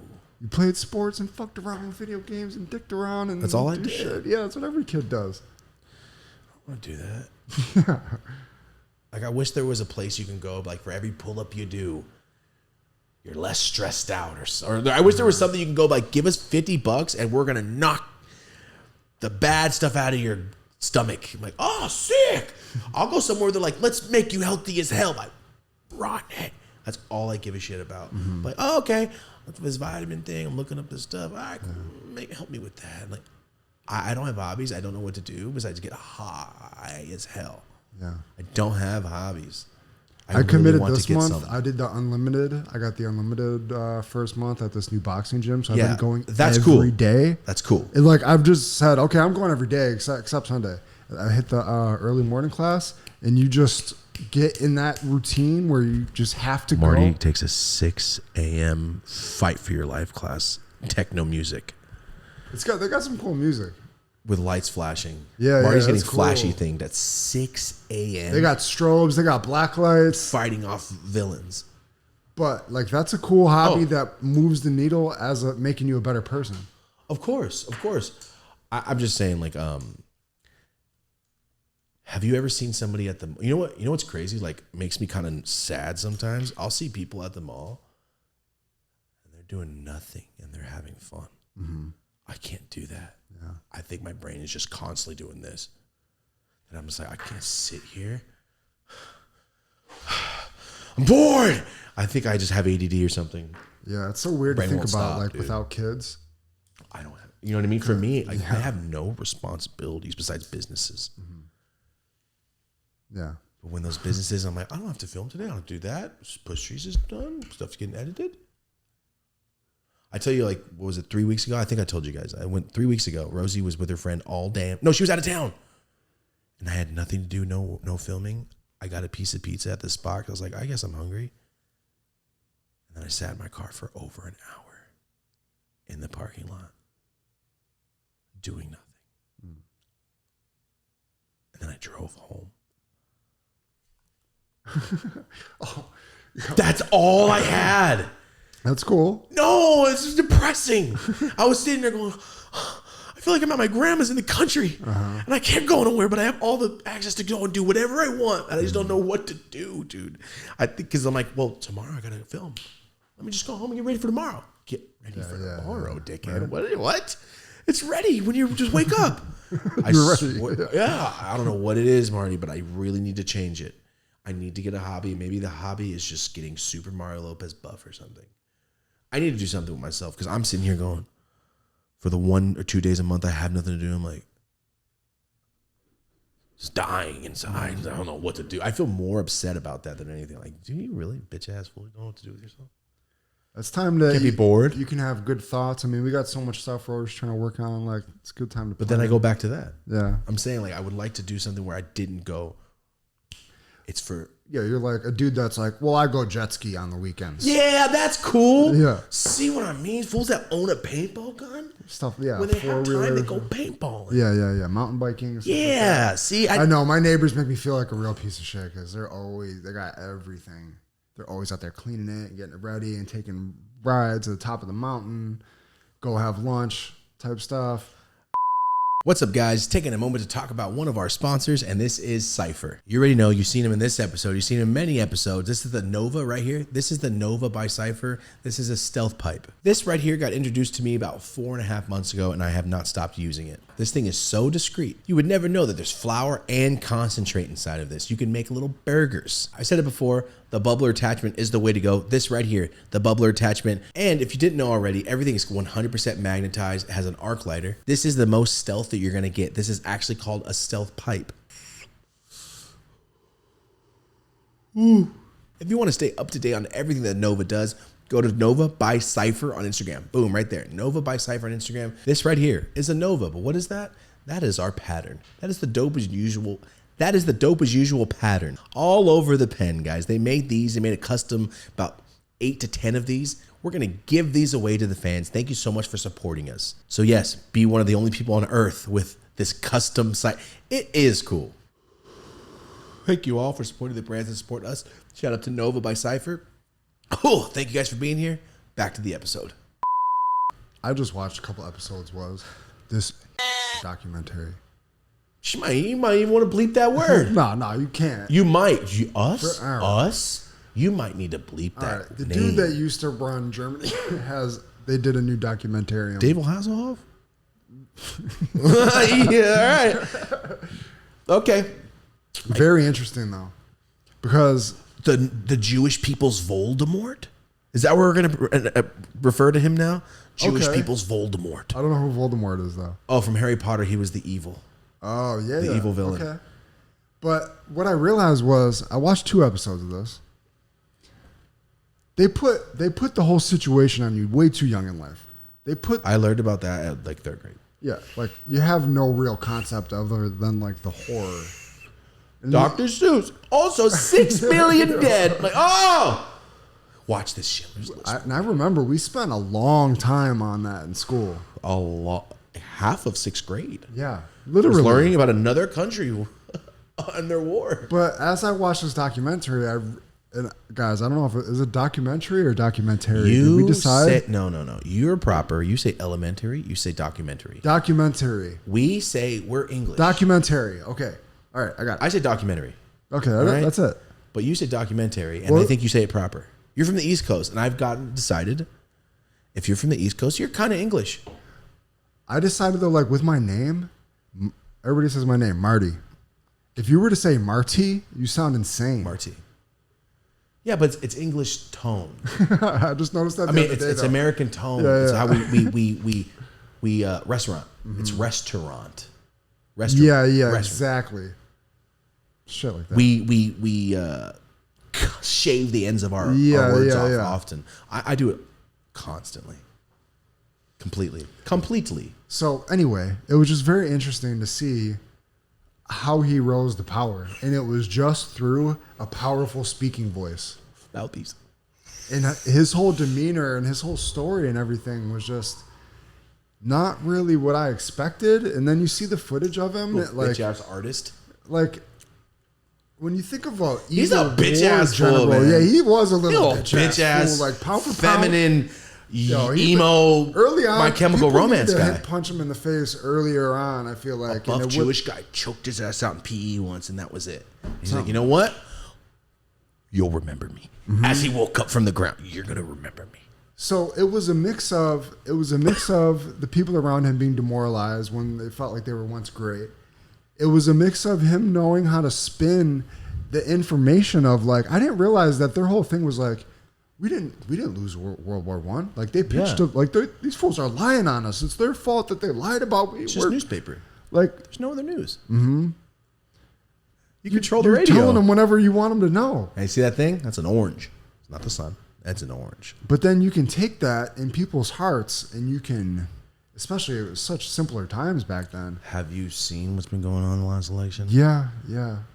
I'm not comparing them to the start of Voldemort, of German Voldemort, but I am saying have you ever seen a teenager hop on board of something? Yeah. It's real easy to make someone go, have you ever seen a gang? Yeah, exactly. Give someone a little hope and go, hey, do whatever I ask. Like, forever. I'll prove to you I'm Thank down you. for this. Yeah. So what happens when the whole nation of like, this fool can spit. He's talking dope up there. We should follow him. His we are haircut's awesome. sick. We actually, remember, we're awesome. Yes. Them, trash. Let's kill him. That's how it starts. Remember the beginning of them? That's how it starts. The whole street turned on him, even though some of them didn't even agree. Bro started in little bars with his pitches of anger. The bars grew up. Then he got a gang. This fool threw so many fits. Literally, he ran the country. Literally, just sitting there. Turns out he's just got Asperger's bad, and he just says what he's thinking constantly, and he's slightly racist. Oh shit! We had a mentally German Voldemort was undiagnosed autistic. But then you see what was interesting to me was the role that branding played. Hit him. Once he got going, they showed like how he would like set up for his photo shoots to make him look powerful with his photographer. And like it was so deliberate and thought out, and he was portraying a character that he wanted to be viewed as. And then how they use branding and typography in their propaganda and what a role that played in. Is the most of it. It's like the early like call to actions, like this. They're trying to like, okay, we got to simplify our message and all that. And then he actually took their infamous logo that they use. You know, he took credit for drawing that. But that's been thousands of years. Yeah, the logo's been used for thousands of years to represent like peace and like prosperity. It goes this way, and I think he just flipped it the other way to mean anti-peace. Yeah, so kind of a douchebag. But he sold his people on that message. This is what that represents. We're going to take back our greatness. But it sounds a little bit familiar. That was the message that he was telling to the people. Sounds familiar. Get them behind him. Make Germany great again. That was the pitch. Watch the documentary. That was the pitch. Except This orange guy over here is like, I don't like any of you. Honestly, I'm just here let's keep for it the real. money. Yeah. Just here for the black, white, both dumb. I want money. Yeah. I get that. That's all he cares about. But German Voldemort, he was like, I want to be the buffest. I want to be standing on top of bodies. Yeah. And maybe somebody just killed somebody one day. He went, oh my God. Dude, I told him to do that. What if, I honestly believe that I mean, right now, I guarantee there's no people from 1940 watching this show from Germany. But if you are, you're dumb and a bitch. Would you clean my warehouse? Can I give you a real thorough speech and you wipe this shit down from top to bottom? Because obviously you'll take out an entire nation for a good speech on a radio with. Ooh, okay, so sorry. Speaking of good speech, Why did we get into this? the point of this documentary is the world came together in a way that it hadn't before to stop them. And they showed the footage of all these German leaders and everything and how they were when they were in action. But then they put them all on trial. So all the other countries came together for the first time. And that's when they created like laws against humanity, you know. Crimes against humanity. And they had to quantify how we're going to charge them and how we're going to punish them for this. So this never happens again. But then there was a dude, I wish I could remember the dude's name, who gave imagine being responsible for opening up the arguments and explaining this case to all day. Make sure, right? Like, what a task. Give me that task. When I was watching, I was like, wow, he did a really good job. And just trying to verbalize how do you even say the horror that these people did? You know, like, kill them. You gotta do a whole court case. Oh, yeah, look at this picture. Right? Can we kill him? Yeah, I shouldn't be in charge of anything. Because they should just be like, yo, I'm going to put this fool in a cage in the middle of the town. Nobody feed him. Take about 12 days. It'll take about 12 days to die. Throw rocks at him, though. Throw shit at him. Oh, Twitter's got a bunch of suggestions for you on what you can do to guys. Oh, yeah. No, there's a lot of things, man. I just think that, like, the entire nation... That entire nation, I don't know why we're talking about this, but that entire nation is stupid, gullible, and those are the fools that would buy from a fake Dopaciola account. That's how stupid they are. They all followed a guy with all that plan. Yeah. What? Because the guy talks good? He's not even there with you. He's talking from up there in his clean ass suit. It's like a hive. Like, people have a herd hive mentality that. That's what it's the hive. That's what you meant. That's what I was trying to say earlier. People will flock, especially before nothing. Pre-internet and post-internet, people are wired and think completely differently. And post-internet, we'll talk shit worse than anyone ever has in history, but won't throw a punch. Pre-internet would be like, "Yo, I'll be right back. Come back and kill you." There you go. Most murders are out because people just talk too much now. You know what I mean? Like, most people get caught because they're like, yo, who'd you tell? Well, you told someone. Mm-hmm. Why? I posted about it, bro. Got 40 likes. Oh, shit. Sick. Okay. So, sorry, we were on a I've only watched 2 episodes of that, but it's Wait, are you just learning now? I didn't know any of this before I watched. I mean, I vaguely kind of knew something. What's Buffalo's? They really broke it down. What's Buffalo's criteria on German Voldemort? Did you learn about him in school? Yeah, we did months on him. Okay. I don't remember any of it. I remember how scared and how horrified I was, but I don't remember any of these details and why everything happened. I just remember thinking, the only thing I take away is like the ovens. That thing is this wide. Mm-hmm. You got to be real tired to let someone get you in there. Even as a kid, I was like, how? How did you get someone in there? How on earth did they put people in there? I was 7 or 10 watching these documentaries at school. Like, they put people in ovens? This is insane. Like, it blew my mind that you would do that to somebody, bro. Yeah. Like, it's insane. It was shocking that they used to do that. Too much for middle school. Too much. Oh, I was learning that before middle school. Did you know? Oh, real quick. Did you know Merced, California, our fairgrounds? Here's a little history lesson. If you've ever been to Merced Fairgrounds, and if you live in Merced, you didn't know this, think about this next time. The Merced Fairgrounds used to be an internment camp in the 40s. for Japanese citizens because when Pearl Harbor happened, our government said round them up, throw them on 13th Street. So every time you buy a cup of fruit from that man, remember there used to be a Japanese man sleeping on the floor right there. The horse stables, they're the same ones. The same ones from the 40s in Merced, California, where I'm from. Used to have an internment camp, a Japanese internment camp, 7 blocks from where I grew up. And I was in the 10th grade. I was at Merced High, and a Japanese man and a woman, they were husband and wife. They've been together since 1930 something. They were old as hell. They came in to tell us all about it because they were at the Merced internment camp. They came into class to talk about it to our whole history class. Everybody was so damn rude. Nobody paid attention to him. Nobody even looked up at him. People were talking to each other as they're talking about their time in an internment camp. I'm in the front row. I'm Araho. I'm right, always in the front. So I'm looking at him. I'm just like this, trying to like overshow that I'm listening. Like, so sad. Because nobody was listening to me. Yeah, it's horrible. I felt so. You could see them looking around too. Like they were like, damn, dude, we should have got some Asian students in this one or something. So none of these Mexicans don't give a shit about it. So I don't know what it was, but nobody cared. I didn't realize, I realized how ignorant I am. I didn't know what kicked, one guy getting killed basically kicked off World War I. World War I went down because the country's all allied up. You're not ignorant. Okay, they put this stuff on me too. That. Every war starts World War I started like that. Okay, but then you're not ignorant. The world put down all these repercussions on Germany after World War I. All these penalties and and that's what they were getting taxed to start World War II. Yeah. So it's crazy to think that you could trace that back to an incident. Yeah. Yeah. What was it? The shot heard around the world. That's what started the Civil War, right? I could be wrong, but the shot heard around the world is, I think that's the title of it. One shot, and then the war started because one guy shot somebody over the line.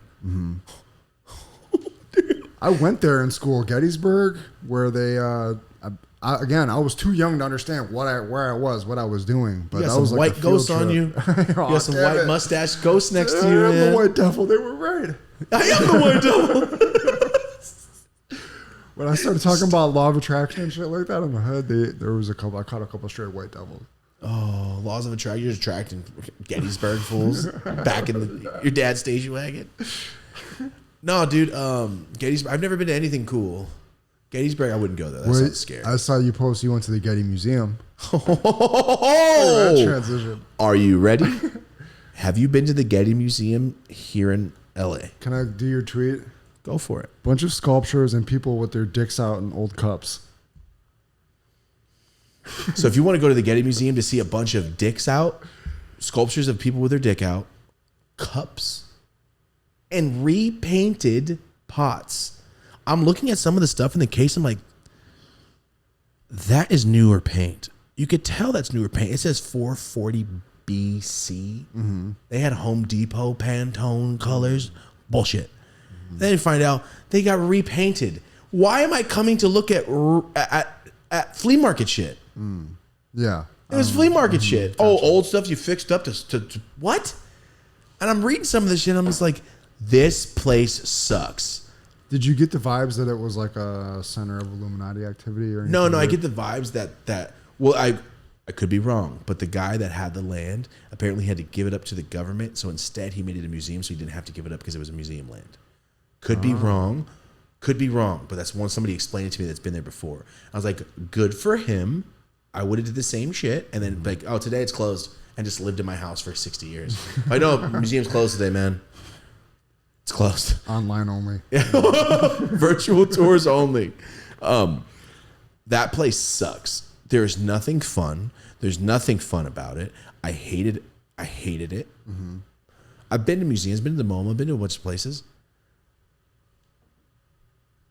You ever see a car just go down a cul-de-sac, flip around and leave because that's the wrong turn?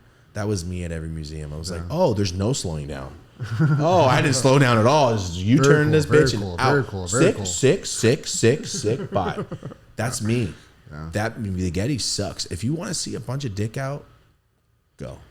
I never understood how that was so accepted. Like I remember my whole childhood driving past, me and my dad would be on the bike going around Delaware Lake. Inevitably, Statue of David, little dick all the way out, little balls just poking out every time we go by, traumatizing me as a kid. Bro, why could we not do a different statue other than this? I don't believe that everybody's dick dude? was out. I don't believe everybody walked with their dick out. There's nothing but swords and knives and thieves. I don't think everybody's dick was out. I call bullshit. It's cold. I call bullshit, dude. Anyway, the Getty sucks. I hate it. That place sucks, dude. And I went to the cafe up top because there's no reception there. Your phone says SOS once you get there. Ooh, that's scary. My aunts were there, and I lost them, and I couldn't find them. So I went to the top cafe that's like 2 stories up to look down, find them. They don't serve food. Go to the cart. They only had chips. You got 70 people out here in the dining area with just some chips. This is stupid. And then I saw this group of bunch of Mexican kids, obviously on a field trip, all not paying attention like me, all running up and down the stairs. And then I was like, oh, this is where you come in LA when you want to have a shitty field trip. Let's go to the Getty. Why? Because we need to spend this money for next year's budget. Let's go to the shitty Getty. Place sucks. It's got a cobblestone driveway. Could have made it a road. I'm done. Sorry. Continue. Getty sucks. Okay. Now, getting into more California news that we, on the way up here, just uncovered. Rant. Oh, what time is it? How long have we been here? Oh, wait. That's right. About 1:20. Okay. Go ahead. Start it off. Okay. So LA Times Oh, has apparently been doing an investigation on a bunch of legal weed brands, flower and Carts. pens and P-rolls. carts, and examining them for pesticides. And they're kind of exploring the idea that there's a lot of people that aren't doing these tests, or that the pesticides that they're testing for are kind of outdated for the methods that people can use to get around it. So they could still be using pesticides, but say, hey, up to California, we pass all the things that still checking all the boxes. I know that there was a huge side of this argument that it's like, bro, you guys don't have it situated for legal companies to really make money in the first place, and they have to jump through all these loopholes to try to even make a profit, and it's all wonky and stupid from the get-go. But at the same time, I feel like there not being pesticides in the product is pretty important. Black market, white market, that should never be done, obviously. Look, in milk, did you know that milk, there's a certain percentage of pus and pesticides allowed in your milk? The milk you're drinking right now, yes. And in California, FDA, America, there's a certain amount of code. So say your granola, you're allowed so many pesticides and parasites to be in the batch.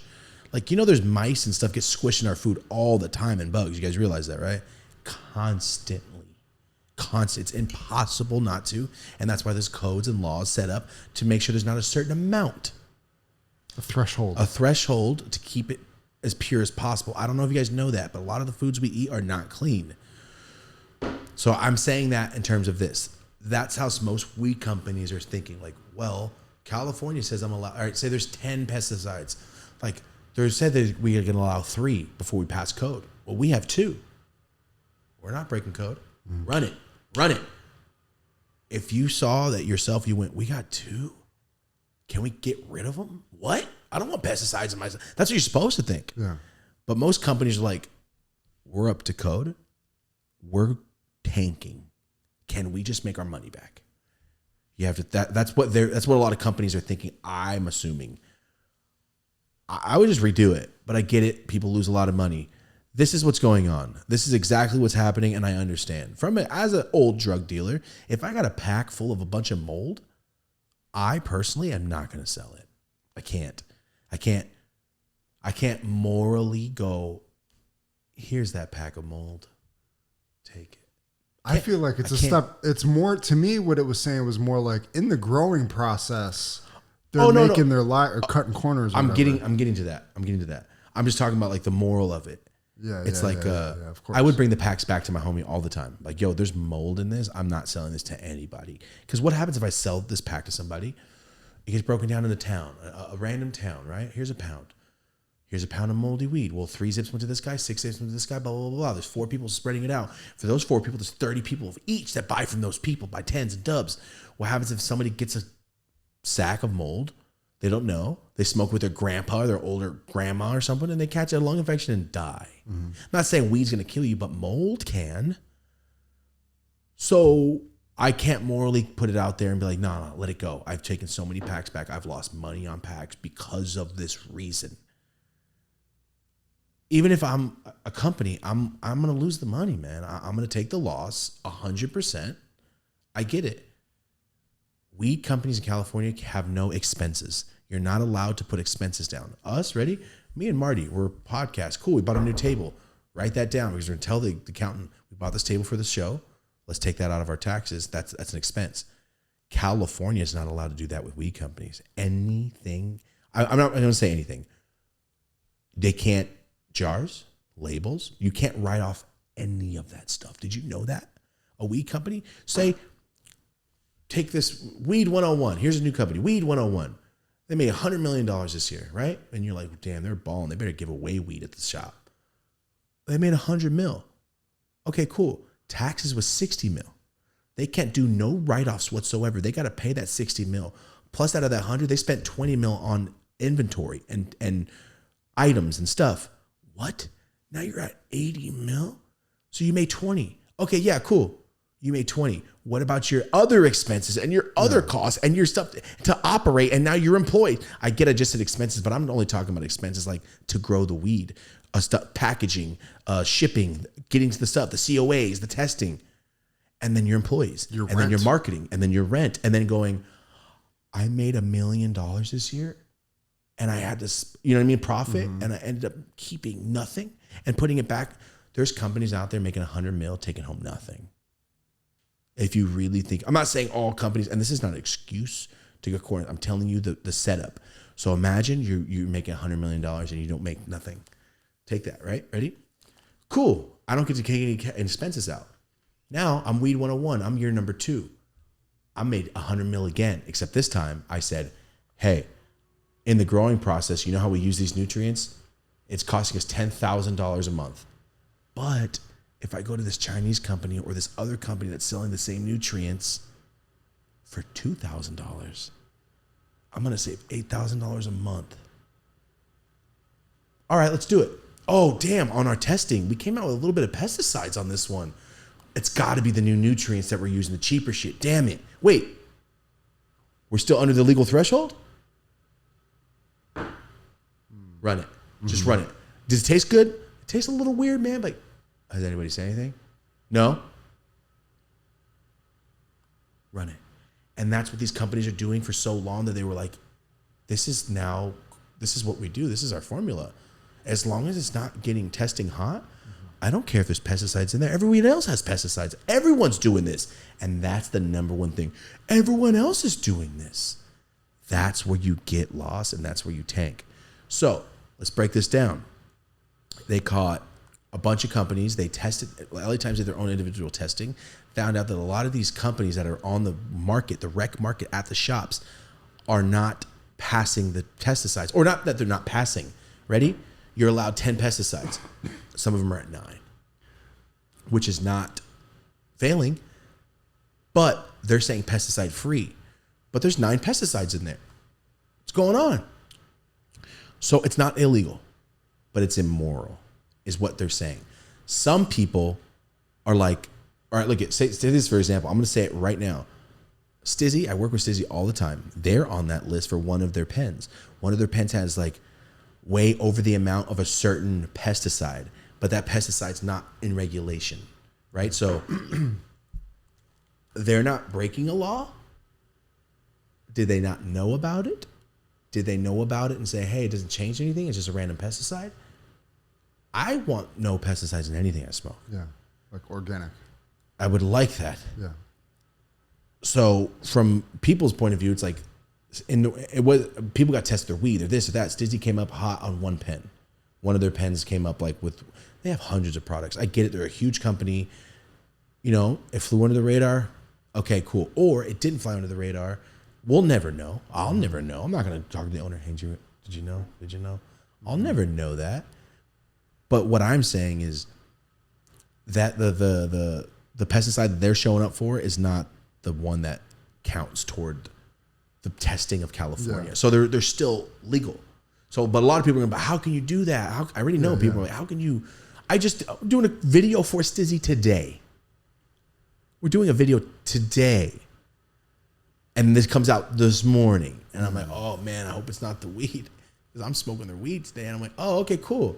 It is passing. I know a lot of people are like, oh, as long as it passes what you're smoking, it's fine. No.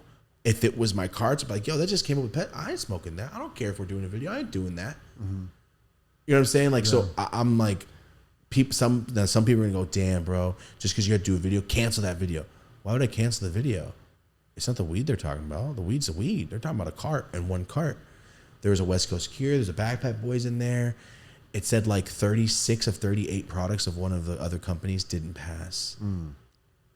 That's tough. That's a lot, dude. Yeah. And I'm not trying to sit here and like, Stizzy's better because he only had one pen. No, I'm just talking about the article. You can go read the article right now. But I work with them, so I wanted to be completely transparent and go, I don't know. How would I know? I just smoke weed and, hey, I'll try that new shit. I think the article mentioned that they're going to come out with like testers or ways to kind of test for it.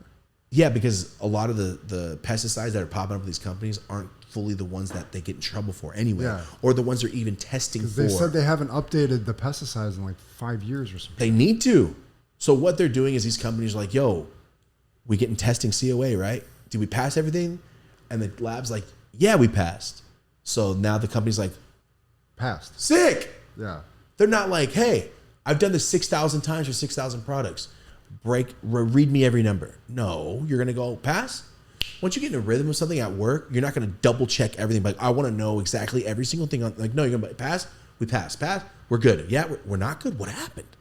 And then you go in, find out. Because when you think pass, California regulations are this high. What if they were right here? More companies be like, we failed? Yeah. Let's go back to the drawing board. But no, it's a higher threshold. So they're like, why do we go back to the drawing board? We passed. So I get why the companies are like, why are we in trouble? We're only doing what you guys asked us to test for. I get that. But also, some of those growers know, like, yo, I'm dumping this one in here. What's what we're using now? Yeah. This is not a good nutrient, dude. Yeah.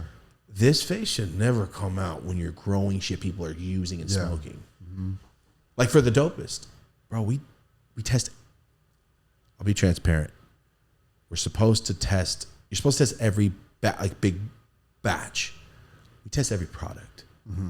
Even though that batch passed, there's more in that batch. Like I want to test every single. I would say what we test every. Say it's this much distillate, and we break it up into 4 parts, and we use this for that and this for that. We do individual tests on all of those breaking up parts, because what if something? We've talked about it before. It's so expensive, and Claudio and John told me about it. Like, yo, you know how much money we're gonna be spending on every test? Like, bro, I don't care, because it's like $400 for every test, and sometimes we'll do like 7 for one thing. Damn. Most companies, you know, HSC, you only have to pass one blanket test, and that's it. So we spend so much to make sure that it's good. We have to, dude, because like my mom smokes this. Our fans smoke this. Yeah. I and you smoke this. Yeah, of course. I would rather go back to hoping to pay my rent than somebody hit me up like, I got sick off your shit. Like, what? Nah. Because if I'm sick off someone's stuff, I hate them for the rest of my life. Yeah, of course. I don't want somebody to hate me forever over some shit that I didn't make, but I approved. That happened to me with a product that I really wanted to love from a podcast I used to really love. And then you get the product and it makes you puke and sick. And you're like, for real? You look up and you see it's happened to other people too. Not a good feeling. So what I'm trying to say, go read the article. They broke it down really well. They did their own independent testing. Totally get it. Great. I think that's good. Yeah. Let's start treating the weed businesses like regular businesses, though, and let them use banks and just operate like normal. That would be great. It'd probably prevent a lot of this. Or be easier to regulate, I would imagine. Yes. But look at, ready from the side of the companies that just got put on blast. They're scrambling, going, why are we being put on blast? We're following regulations, everything we should. oh, wow, I would hope they go, oh, we're testing what? They tested for what? We don't test for that. That's not on the list of shit we test for. This whole time we've been testing for bullshit. We haven't been testing for you know what I mean? If you're like, go to the doctor, like, damn, my stomach hurts. And it turns out you have an infection in your toes. You're not, you know what I mean? It's like, it's not correlating. So you're like, no, don't check my feet. We're only checking my stomach. Like, I'm trying to pass this off, relay this to the audience so you guys can understand, like, from their perspective, imagine it's your business and, you know, that's the regulation. And then you're like, wait, I've never seen all of those. We're testing for those now. I never know that we test for those.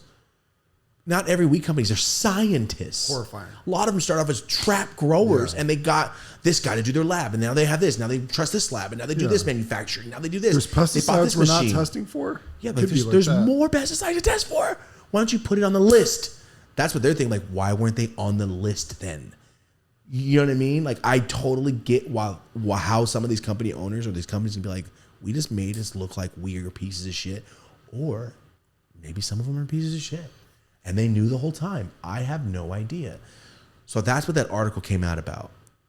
It's and if I missed anything, please school me in the This comments. just came out right before we Hour and a half ago. So, you know, we read through it and we haven't had time to process or have people react or add more on or more articles or follow up this or rebuttals or there's nothing. This is just happened hours ago. So from the customer side, ready? Boom. I don't do this stuff. I don't do weed content. I just smoke weed and go to the store. I read this article. What? The stuff I've been smoking has pesticides? I'll never smoke it again. Because you hear has pesticides, never smoke again. But you got to read and go, oh, wait. Some of their stuff. Which of this stuff? You know, it's not a blanket just downing every company because they failed on something. Yeah. You know what I mean? It's like PEDs in the UFC. Like, there's so many technicalities and little things that you can get popped for that really aren't nothing. Well, that too. Say I'm Weed 101 and I make $100 million a year. We're putting out pens. And Matt, take this for example. Wow, we are selling out of distillate so fast for our pens. We're going to have to start getting it from another person because we can't manufacture enough. We're not making another building. All right, let's go to this manufacturer. They do 8 big companies. They do great product. Let's start buying our extras when we're out of stock from them. We'll give them our formula. They'll make the same distillate. No one will ever know the difference. The only difference is they put it in their lab and made it versus our lab and made it. Same material, same everything, right? But little does Weed 101 know. It so happened 6 months in, one of the tanks wasn't cleaned properly, got dirty as hell from a dirty ass other company that gave them material and it was ended up to be dirtied up their whole machine, but they didn't know yet. Because the testing didn't come in. Testing came and they go, bro, these fools did not pass at all. Clean that machine out. What's going on? Wait, we just did 3 batches for Weed 101. Now that company's like, should we take the loss and tell them it's not our fault? No, just let Weed 101. Let's don't even tell them. And then they go test hot and get shit on. Anything can happen. Yeah. You know what I mean? Weed 101, like their facility's clean. They never had a bad test. And now they're scrambling going, was it us or was it the manufacturers? Shit. Was it the grow? There's so many variables, dude. So you can't blame a company. You're talking about tens of thousands of dollars each time. And remember, this is the first 5 years of regulation. This is the first 5 years of us being legal. A lot of these company owners used to be trappers. Just used to sell weed and pens. Then they got their license and started trying. Give them a break, all right? I'm saying give them a break if they didn't know and or they were ignorant to the fact that there was other pesticides. It's going to come to light. There's going to be companies that find out that knew. We're going to know. And when we know, they'll be dealt with accordingly by the cannabis community, man. They're going to be shunned. I would never sell you a moldy pack. Even when I was broke trying to get that pack off to pay rent, I'll just take it back. I won't make money that time. I can't do it, dude. That's so sketchy. I've got lung infection off moldy weed too. And it's the worst. It changed my whole life. Changed the way I breathe, changed everything. So like, is there anything like, it's like, who do you trust then? It's like, damn, you really got to dial in with somebody with a brand that like, I don't know. Like also, what about the lab? Yeah. What was it? like- Seabright? I think it was Seabright Labs. Do they have an Santa obligation to let you know? No. They got caught passing dirty shit for money. Oh, okay. They got caught taking money to put pass on big companies' orders. Damn. So who's to say if they're willing to take money to poison people, willingly and knowingly make possibly people sick? Who's to say that I'm Weed 101? All right, I've been doing my shit. I give you my lab stuff. I'm trying my best. Villain weed company over here goes, hey,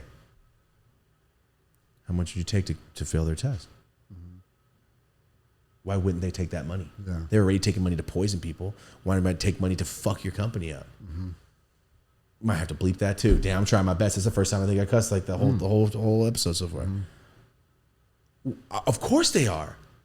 Now, Weed 101's like, we didn't pass. We have, when you don't pass, if you have 500 pounds and you go process it and you go get it tested, did you know by law, if it doesn't pass that little batch, you have to dump the entire grow? Ugh. Did you know that? These companies out here are struggling, dude. And it could have been from a little vendetta they had against that company, and or somebody's like, yo, I'll give you 10 bands, just don't pass them. Why? Because then they're going to be a month behind, and we're trying to take their market. It's a cutthroat bit. It's business now. Fools are, not everybody in the weed business is a good person. And it is what it is, man. Weed company is now treated like the alcohol and tobacco companies. It's very ruthless. All right, so Weed 101, I hope you survive. That's it. Or, I mean, you can almost make no money. The taxes are like 60 or 40 something percent. Weed companies are making very little money of that big number you see in the papers. Make that 300 mil. They didn't take home 300 mil, bro. Not even close. So you got to think of that. Over time, they're going to not be able to make it. And what happens? The government's going to come in and go, we'll save you. Still be the face. You still grow, but we own you now. No, you only use this nutrient now. And that's when people start getting sick off weed. And then people start saying, weed's not the cure anymore.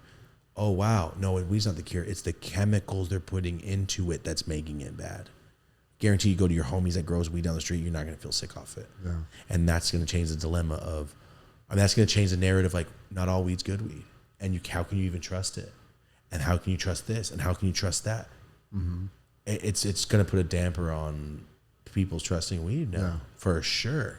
100%. And I see it happening, and it happens all the time with concentrate and this, and there's distillate, and people, there's so many variables that mess up. Like, I smoke a lot of weed. We made HAC pens because they get you high and they're legal, and people, and we were the first. We were far from the first people to do this. It was like, we should do that. I think we should do that. And we did it, and people were very happy. They could finally smoke and get high. And then THCA came. I'm like, bro, run it. Wow. This looks better than what I used to remember. THCA used to look like shit. The weed used to look like trash, and now it looks immaculate. Can I mention that the micros are so deceiving? You What? think the micros are going to be like less than. So, and also you can easily grab a little handful. So instead of just taking a little tiny little pinch or two like I normally do, I took like a small handful of the micros out for my little sesh before I went to the gym. Which is like, I usually do like maybe 2 little bowls, but now it's like 3, 4 to 5 of the micros. I was so violently high for the stupid gym session. It was ridiculous. I was in there like, oh my God. It was like going through, like I was in water. Love it. Off those micros. They're deceiving. They'll get you. They'll run up on you. Yeah, I see people packing a lot of bowls, smoking blunts with the micros. That's what I say on Twitter. So yeah, LA Times. Check out the article.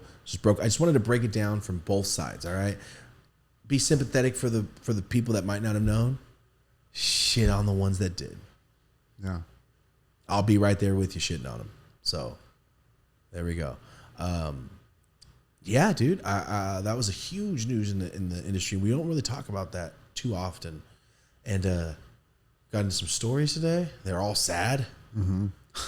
Jesus Christ! I got a note here, kind of related to what we were talking about. El Salvadorian authorities burn a 2.7 ton pile of cocaine worth $67 $1 million. You see this? Can they just like do that in an alley and all the at least the fiends can Absorb something? Air. That is stupid. They're burning it. This So that's like a the whole town cover. next door. They should just do that next to a construction site. Something. Or something so somebody can be productive. Like a fest, like a music I've got to be concert. honest. I'm going to jump over that pile and just breathe. I wonder how much that you could breathe till you died if you just started huffing off that fire. Oh my God. Oh, no. That's sad, dude. That's going to start a goddamn forest fire. No, that's not cool, dude. Oh. That's not cool, man. That was heartbreaking to watch. I don't even do hard drugs, but that's not cool. Uh-huh. That's whack as hell. Are you kidding me? So much money. Like, guys. Not even the money, just the sheer waste. You know how many people, you know how long it took for people to do that? For you just to burn it? To produce those bricks? And the people that got taken away from, the dealers aren't going to be the ones hurting too bad. It's the fools that are making it because now they don't get paid for nothing. Like, well, we lost a shipment. You ain't getting paid for shit. You want to get shot? People are dying over that for sure. Yeah. And not the ones that deserve to be.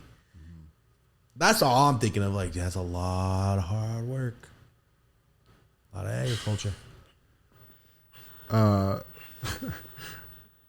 Completely different thing here, but I had just had that up on Twitter. I pulled that there was something else on Twitter, completely random and kind of terrifying. What? This is a real animal. Look at this thing. The harpy eagle, the biggest eagle on Earth. Don't like it. Look how it looks at you. No, that's a peeping Tom in a suit. Right? It carries deers. That is the bird from the beginning of Little Nicky. That's John Lovitz. I don't buy that that's not a human in a suit. Nah, that's a human in a suit. That fool's 8 feet tall. I'm gonna have nightmares about this shit. I pulled it up. Can we just say, like, I love animals. I love it. If a bird attacks me, I am going to stone cold stunner it. I'm gonna pedigree Triple H a bird. Like I an will ostrich or break something? A turkey? any ostriches out there think they can fucking take me.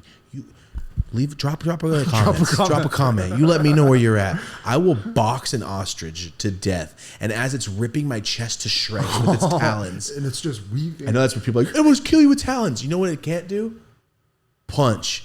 So get behind it in its back, and I'm gonna choke that bitch to death. It doesn't do this and scratch like this. It scratches forward. I'm gonna get on its neck, and I'm gonna wrap my arm around it like a towel, its neck, and it's gonna be staring at me, and then I'm gonna hit the Nova, karate chop his neck off, like in Christmas Story. And they chop the duck's head off at the end. And I'm gonna hold it up, and I'm gonna jump in its neck, and I'm gonna run fast as hell and put my feet where its feet are, and it's just gonna be a centaur or whatever it's called. Little me running fast as hell, and then I get an NFL contract. That was a tight little story you wove together. This is all real. All real. All right. That's what I'm going to do. Like the little guy in Men in Black that goes in the head and controls him. The eye is in the galaxy. What does he say? This eagle actually knows Josh. He looks like Josh Raw. Straight up. He looks just like him. Yo, real story. Okay. So any ostriches out there feel like they can take me. I just watched my Aunt Pepper eat one of your cousins once. I saw my Aunt Pepper eat an ostrich burger once. Blew my mind. I've heard of those before. About 7. It was like a Mondo burger. It was huge. No thanks. All right. Oh, speaking of the Nova. Oh yeah. Check it out, guys. Look at this. The old pattern. Wow, the old pattern. So, for those of you who don't know, it's a new day. The pattern is gone. It's officially painted over. On the main set. On the main set, yeah. The old school set, the old one out there, still has this pattern. But when you see us next week,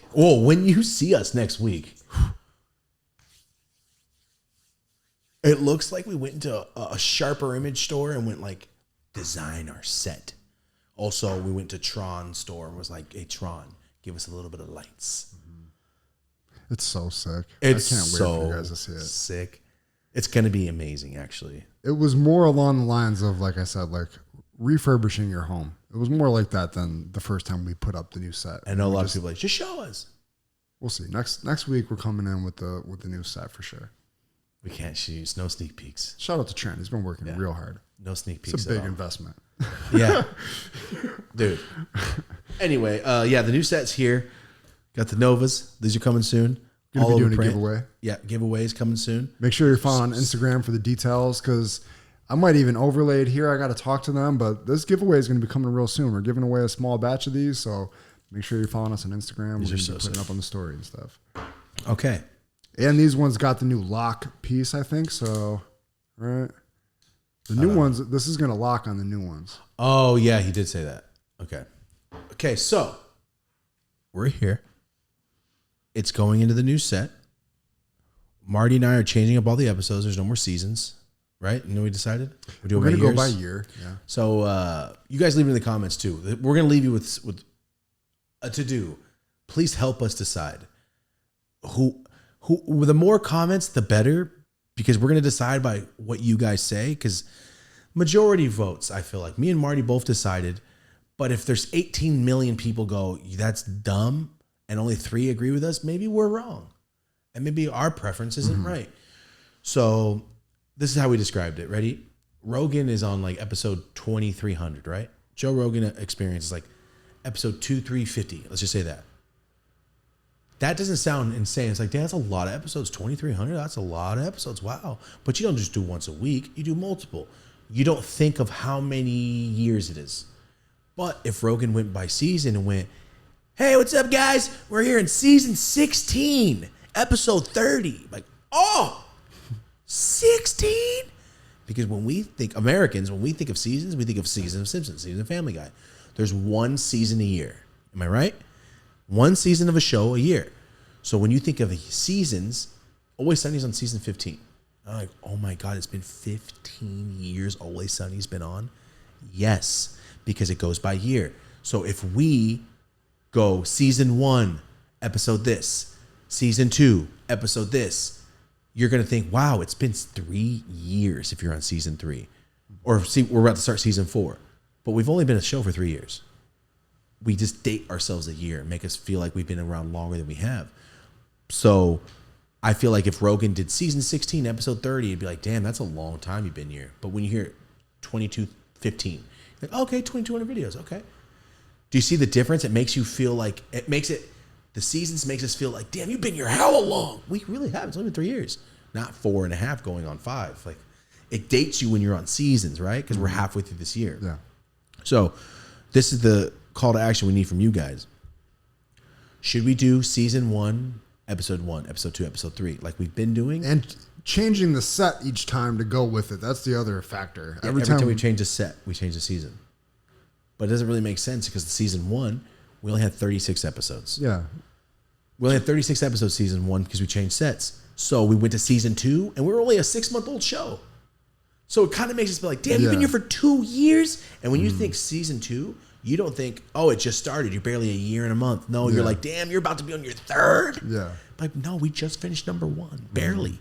It dates us like we've been here double the amount of time. So I think we're going to do 2021, episode 1. 2022, episode 50. Super easy to find. Yeah. Like, oh, what year? Oh, the 2023 Josh Wolf. Okay. 2023 Josh Wolf, he's episode 16 and 30.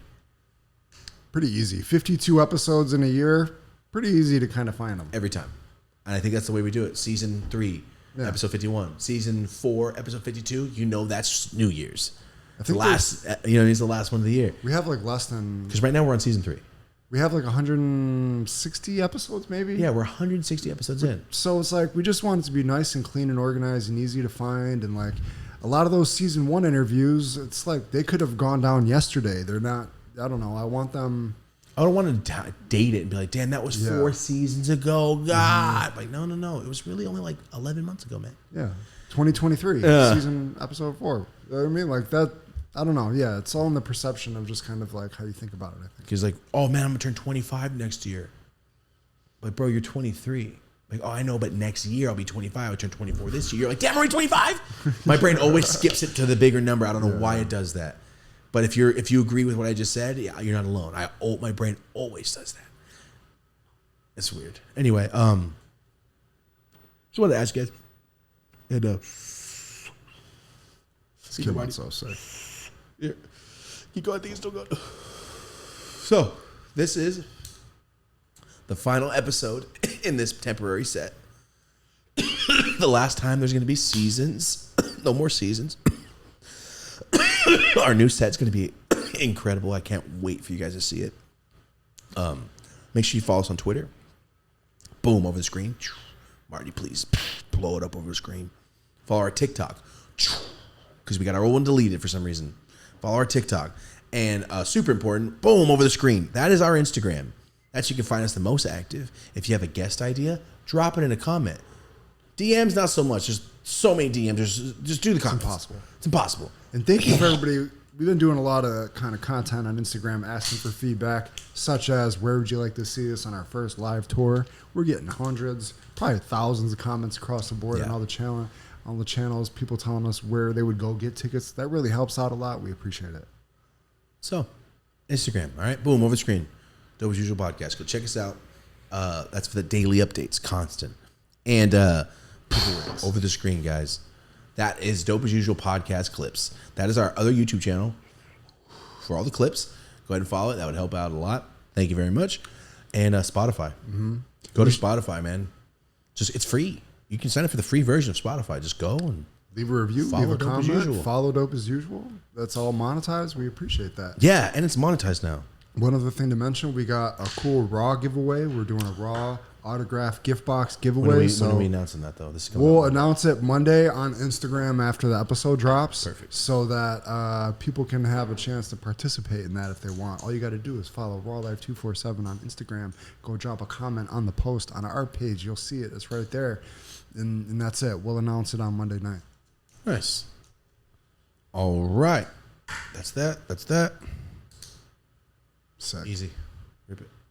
So, thank you so much for being here. Then we get out of here. It's Friday. We're filming a lot later than normal. We usually film on Tuesdays, but the set's been getting built. We've been doing a lot of stuff. It is what it is. New Push Trees website is almost done. Yes. Looking hyped. super fresh. Oh, Zoomies just picked up the Push Trees order. So we were in 30 stores. Now we're in a couple hundred stores. Damn. I will drop the 100? Yeah, I'll drop the store. I'll drop the store locator. Go, please, check out Push Trees at your local Zoomies. We have a new order coming out with Zoomies in about 2 more weeks with all new shirts, all different stuff that we haven't put out with them prior. Mm-hmm. Gonna be super sick. I'm excited. Women's stuff is coming along. Accessories is coming along. Very hyped about that. And I think that's about it as long as the updates for Push Trees. Thank you guys so much for supporting. It's wild. It's very wild to see this in the store. It's insane. It's insane. Hundreds dude. of stores is insane. It's crazy, dude. By the time this comes out, new Push Trees grinders dropping this week. Stupid sick ones. First time I'm doing 2 limiteds. I split them with 2 different colors. Oh, you're right. Oh. You hit that too hard, huh? No, I'm good. You got water in your mouth. No, I'm good. What happened? It was just a monster claw. Oh, okay. You went, ew. I've never seen you do that. So yeah, we got a bunch of new stuff dropping. Thank you guys so much for supporting all the brands. Thank you for supporting the sponsors. Thank you for following Marty and I. Thank you for everything. We're here. I feel like, we've been doing the show. We know our formula. We know how to do stuff. We're going to be taking it a little different. We talked about last week. The guest doesn't need to learn about us every time. I mean, the guest doesn't need to learn about us every time. The audience doesn't need to listen to us tell the 50th time about what we've done, because you're here every week, not the guest. The guest is here for 2 hours. They're not the important person in this factor, and it's the audience. And I lost sight of that, I think, and I was like, well, we need the guest to care. Do we? I don't think we give a shit. Mm-hmm. I could care less if a celebrity's like, these guys are sick. Mm-hmm. I related to 4 things they said. I don't care. They're going to do that anyway. They're gonna do that. It's going to naturally happen, or it's not going to naturally happen. Mm-hmm. It is what it is. It's the audience that we're here to entertain. So we've got to get back to that. And that's what, in my head, I'm not saying you haven't done that. In my head, it was more about, let's get this guest entertained. This is great. It's dope, but like, it's this that matters the most about. That's what we're trying. This is going to live forever. The guest's not going to remember they did our podcast 4 years ago. For sure. But you guys might remember, the so-and-so podcast. Hell yeah. That's what, you know what I mean? That's what matters. So I think we're getting back to that. What else have we learned? I won't share super fun moments anymore, I guess. That makes me sad. I'm kidding. Not, I'm kidding. Yeah, I'm kidding. I just thought it was funny. Yeah. And I'm taller. I'm getting taller every day. That's what we learned today. I'm 6'2". Marty's sitting because he feels bad. Right. Actually, he's actually standing. I'm sitting. I've been taking this creatine that gets you real tall. You know what I realized on the drive here? Oh my God. We'll end it with this. What? I'm not even vegan anymore. Because you've been taking supplements? I just thought about it. I'm like, am I just a vegetarian now? I think I am. Wow. Cool. Why? Because this is my new rule. If there's milk inside of something that's baked and it doesn't taste like milk, I'll eat it. Like what? Like say there's a bagel and it's like, oh, we made that with milk. I'm like, oh no, I'm good, man. I won't even eat that. Yeah. Like I don't want no milk in my body. What the hell? And I'm like, yo, it's okay. It's okay. What about cheese? If I can't taste it whatsoever and it's not cheesy, which is impossible, I'll eat it. Okay. Remember the other day we ordered pizza and I got you a vegetarian one and I got me a vegan one and I took a bite of yours and went, oh, yeah. I was like that. I took 2 bites. You like the oil. Yeah, I took a bite and went, there's oils in there. Why does this taste like childhood? That's cheese. And I spit up like, no, it's cheese. And then what happened? Didn't get grossed out. Usually if I touch cheese and I taste the milk and I'm like, ew! It's like drinking the bottom of all my cereal milk after I left it out for a while. It just tastes like milk. Like, oh, yeah, milk is weird. And it just coats my mouth and I'm like that. Oh, I just don't like milk anymore. I used to chug it as a kid. I remember it specifically. I haven't drank milk in like... I used to chug I couldn't even tell you. I used to put it in a cup. My grandma used to buy so much. I would drink 3 every 5 seconds, chugging it, dude. I don't know why. Maybe it was Sidekicks when the kid orders milk with milk had great branding all of the 80s and 90s. Milk it was like great branding above water.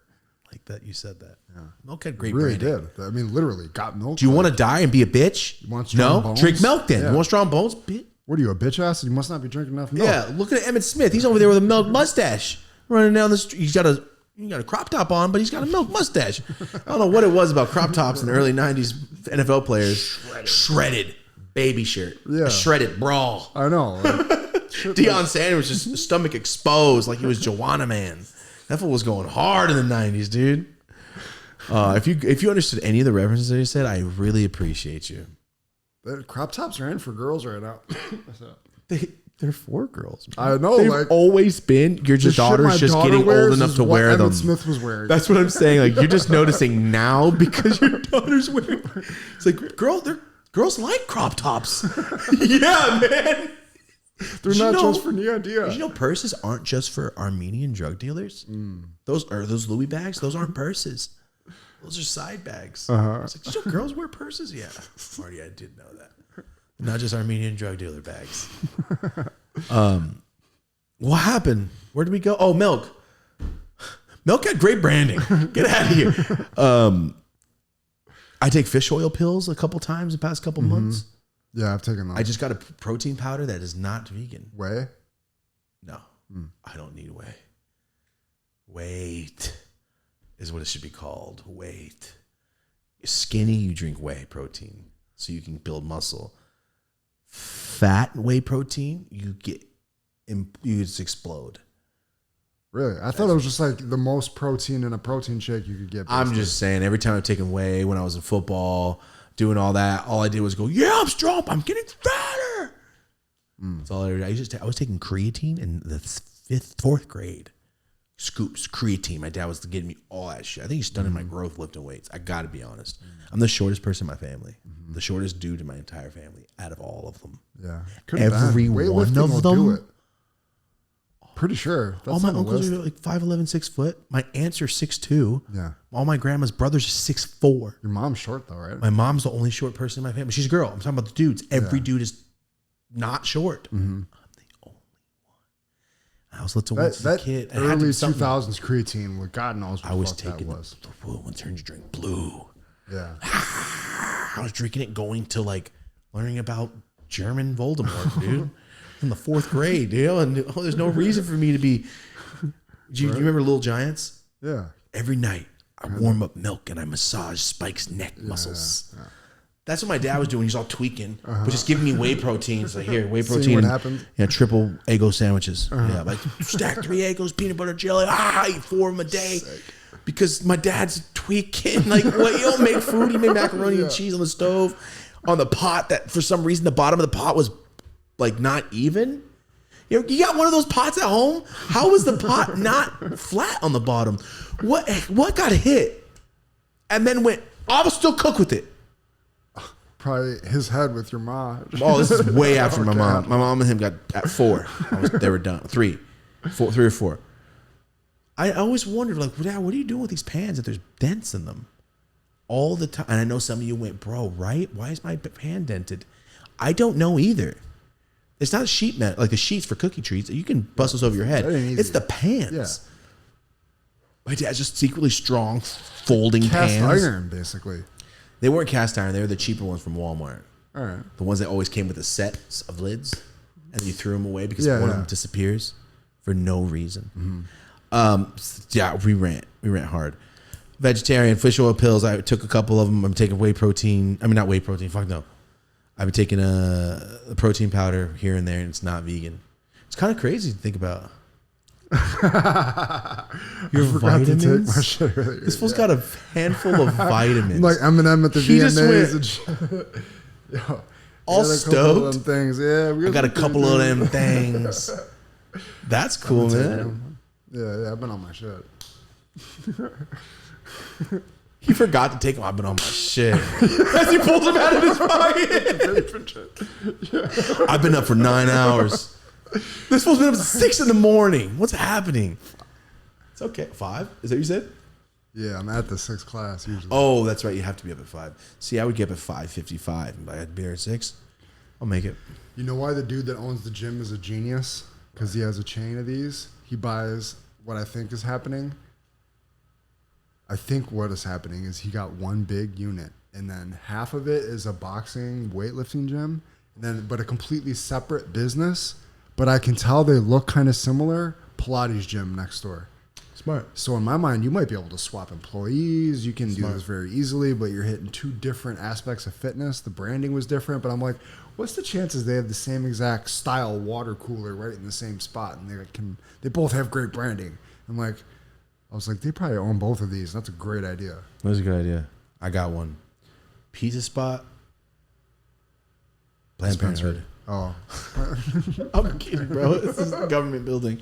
I'm just talking shit. You say dispensary.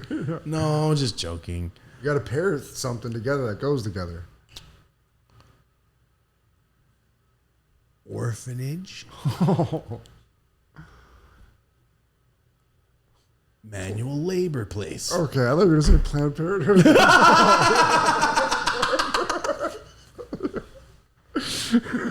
You're a fucking idiot, dude.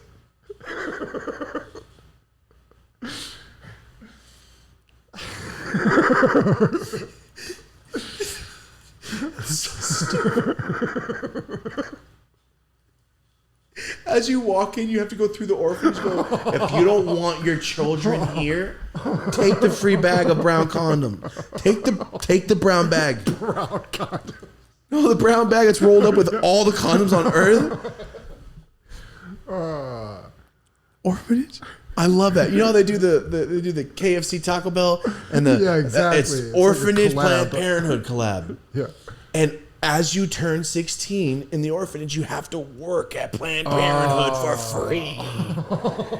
And if not, and if you disagree, you get put in the chokey. And then that's how Matilda started.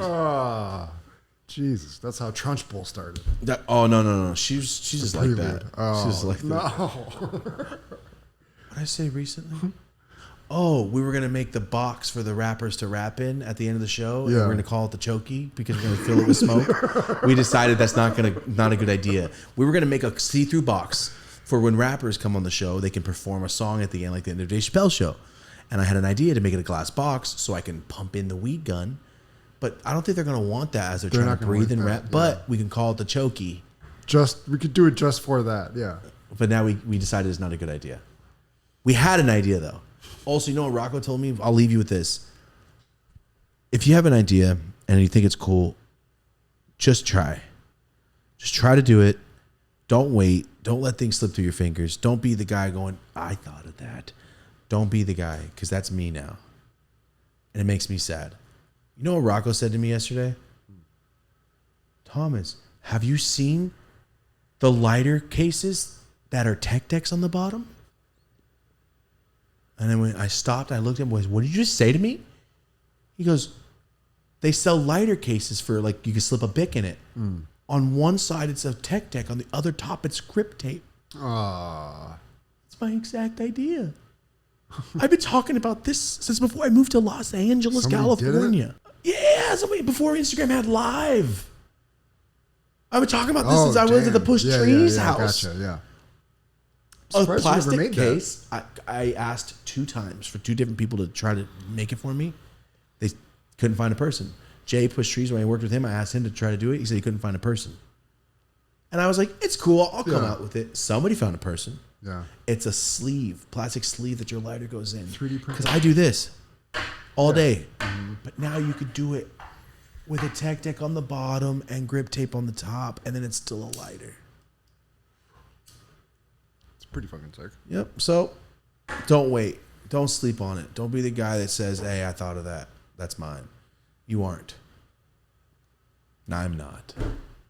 I'll buy one though. Yeah, you should still make some. No, I can't. It's theirs. done now? It's theirs now, dude. Damn it. I can't be the one that just steals their idea. Can you make Push Trees hacky sacks, please? I'll just get you one. I don't think there's enough hacky sack players out here. You got to bring it back. I'm trying to tell my kids like those games in the 90s. You got to bring it back. Only inmates and fools on Venice are going to buy it. The video of you and Attila playing soccer hacky sack damn near went viral. I was good at hacky sack. You were good with the soccer ball. Yeah, remember I told you that's how I met my stepdad, Ned Flanders. Remember I told you I came home one day and there was a long-haired man with overalls and no shirt under playing hacky sack like a with no shirt is insane. He had nothing to do the day. Gotcha, okay. It was the middle of the day. He's a grown man. No shirt under the overalls? Such a one side on, like salt and pepper and shit. You got to be so jacked to pull that TLC, off. He was jacked.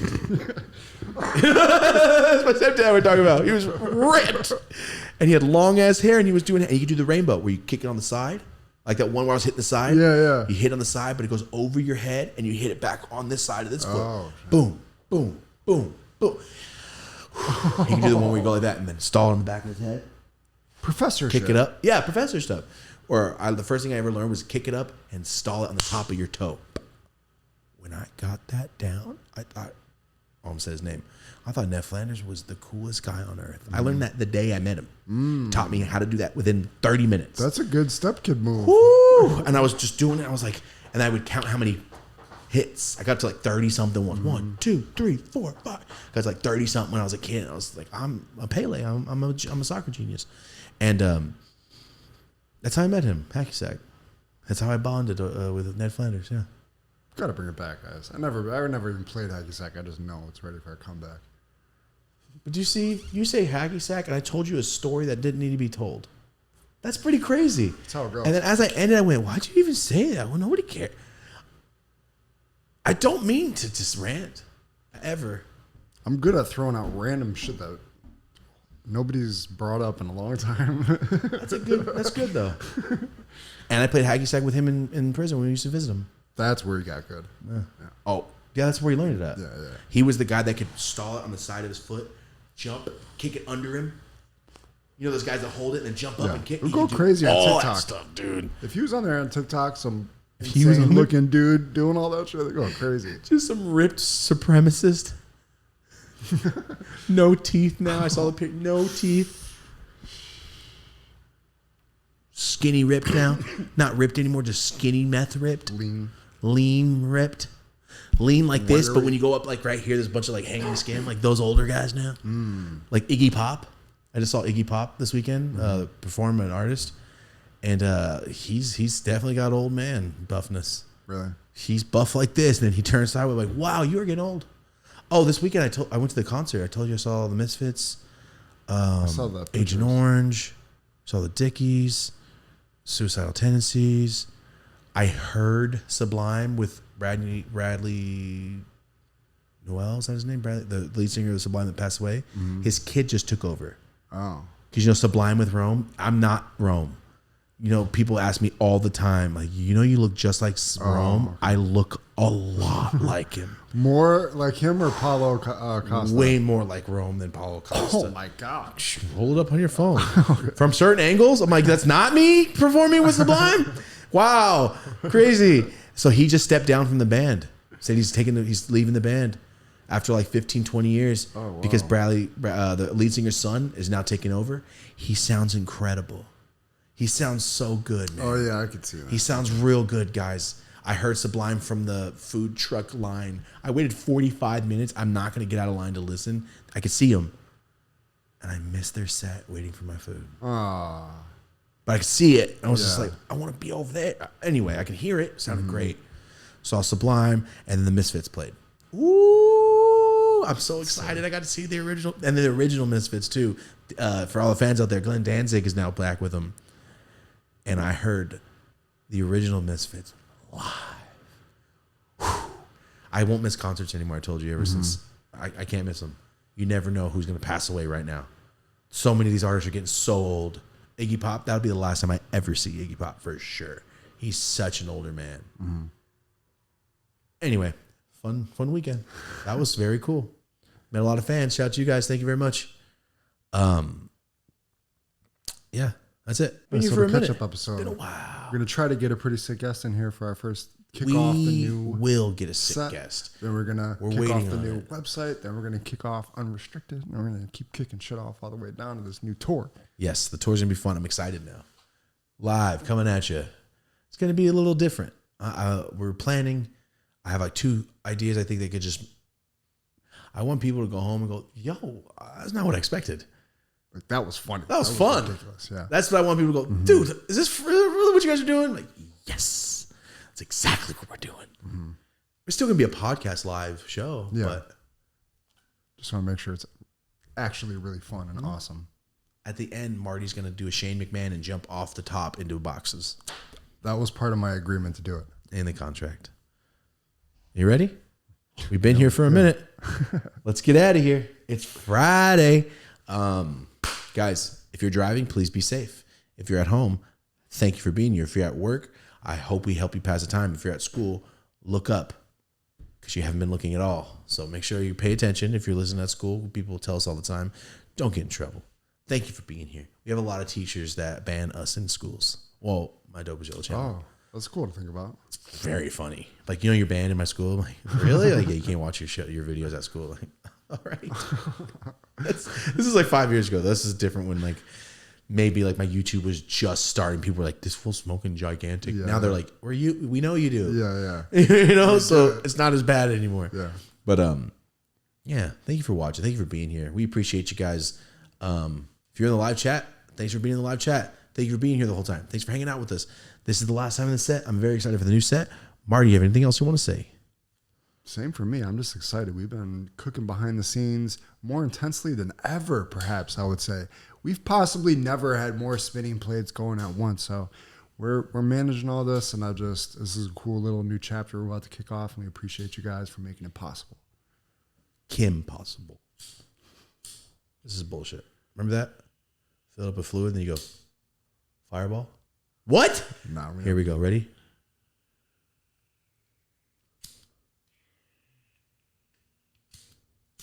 There we go. You little jerk. One more second. One more time. Anyway, you fill your hand up with fluid, and once you light it, it goes. It's stupid. I don't know. It's been a long time since I tried. Oh, I burned the hair off my hand. Smell it. Stinks. All right, guys. Thank you so much for being here. We appreciate it. This has been the Dope as Usual podcast. This is Marty O'Neill. My name is Thomas Dope as Yola. Whatever you want to call me. We have been here. We've been hanging out. We've been smoking. We've been talking about a bunch of random things. Thanks for being here. This has been the Dope as Usual podcast. We will see you next week in the brand new set. I'm so excited. Go follow our Instagram if you want to see possibly a small preview of it on the day of the episode coming out, of the day that it comes out. Possibly. We'll see. Have a dope ass day. Bye. Be safe. That was fun. Good shit.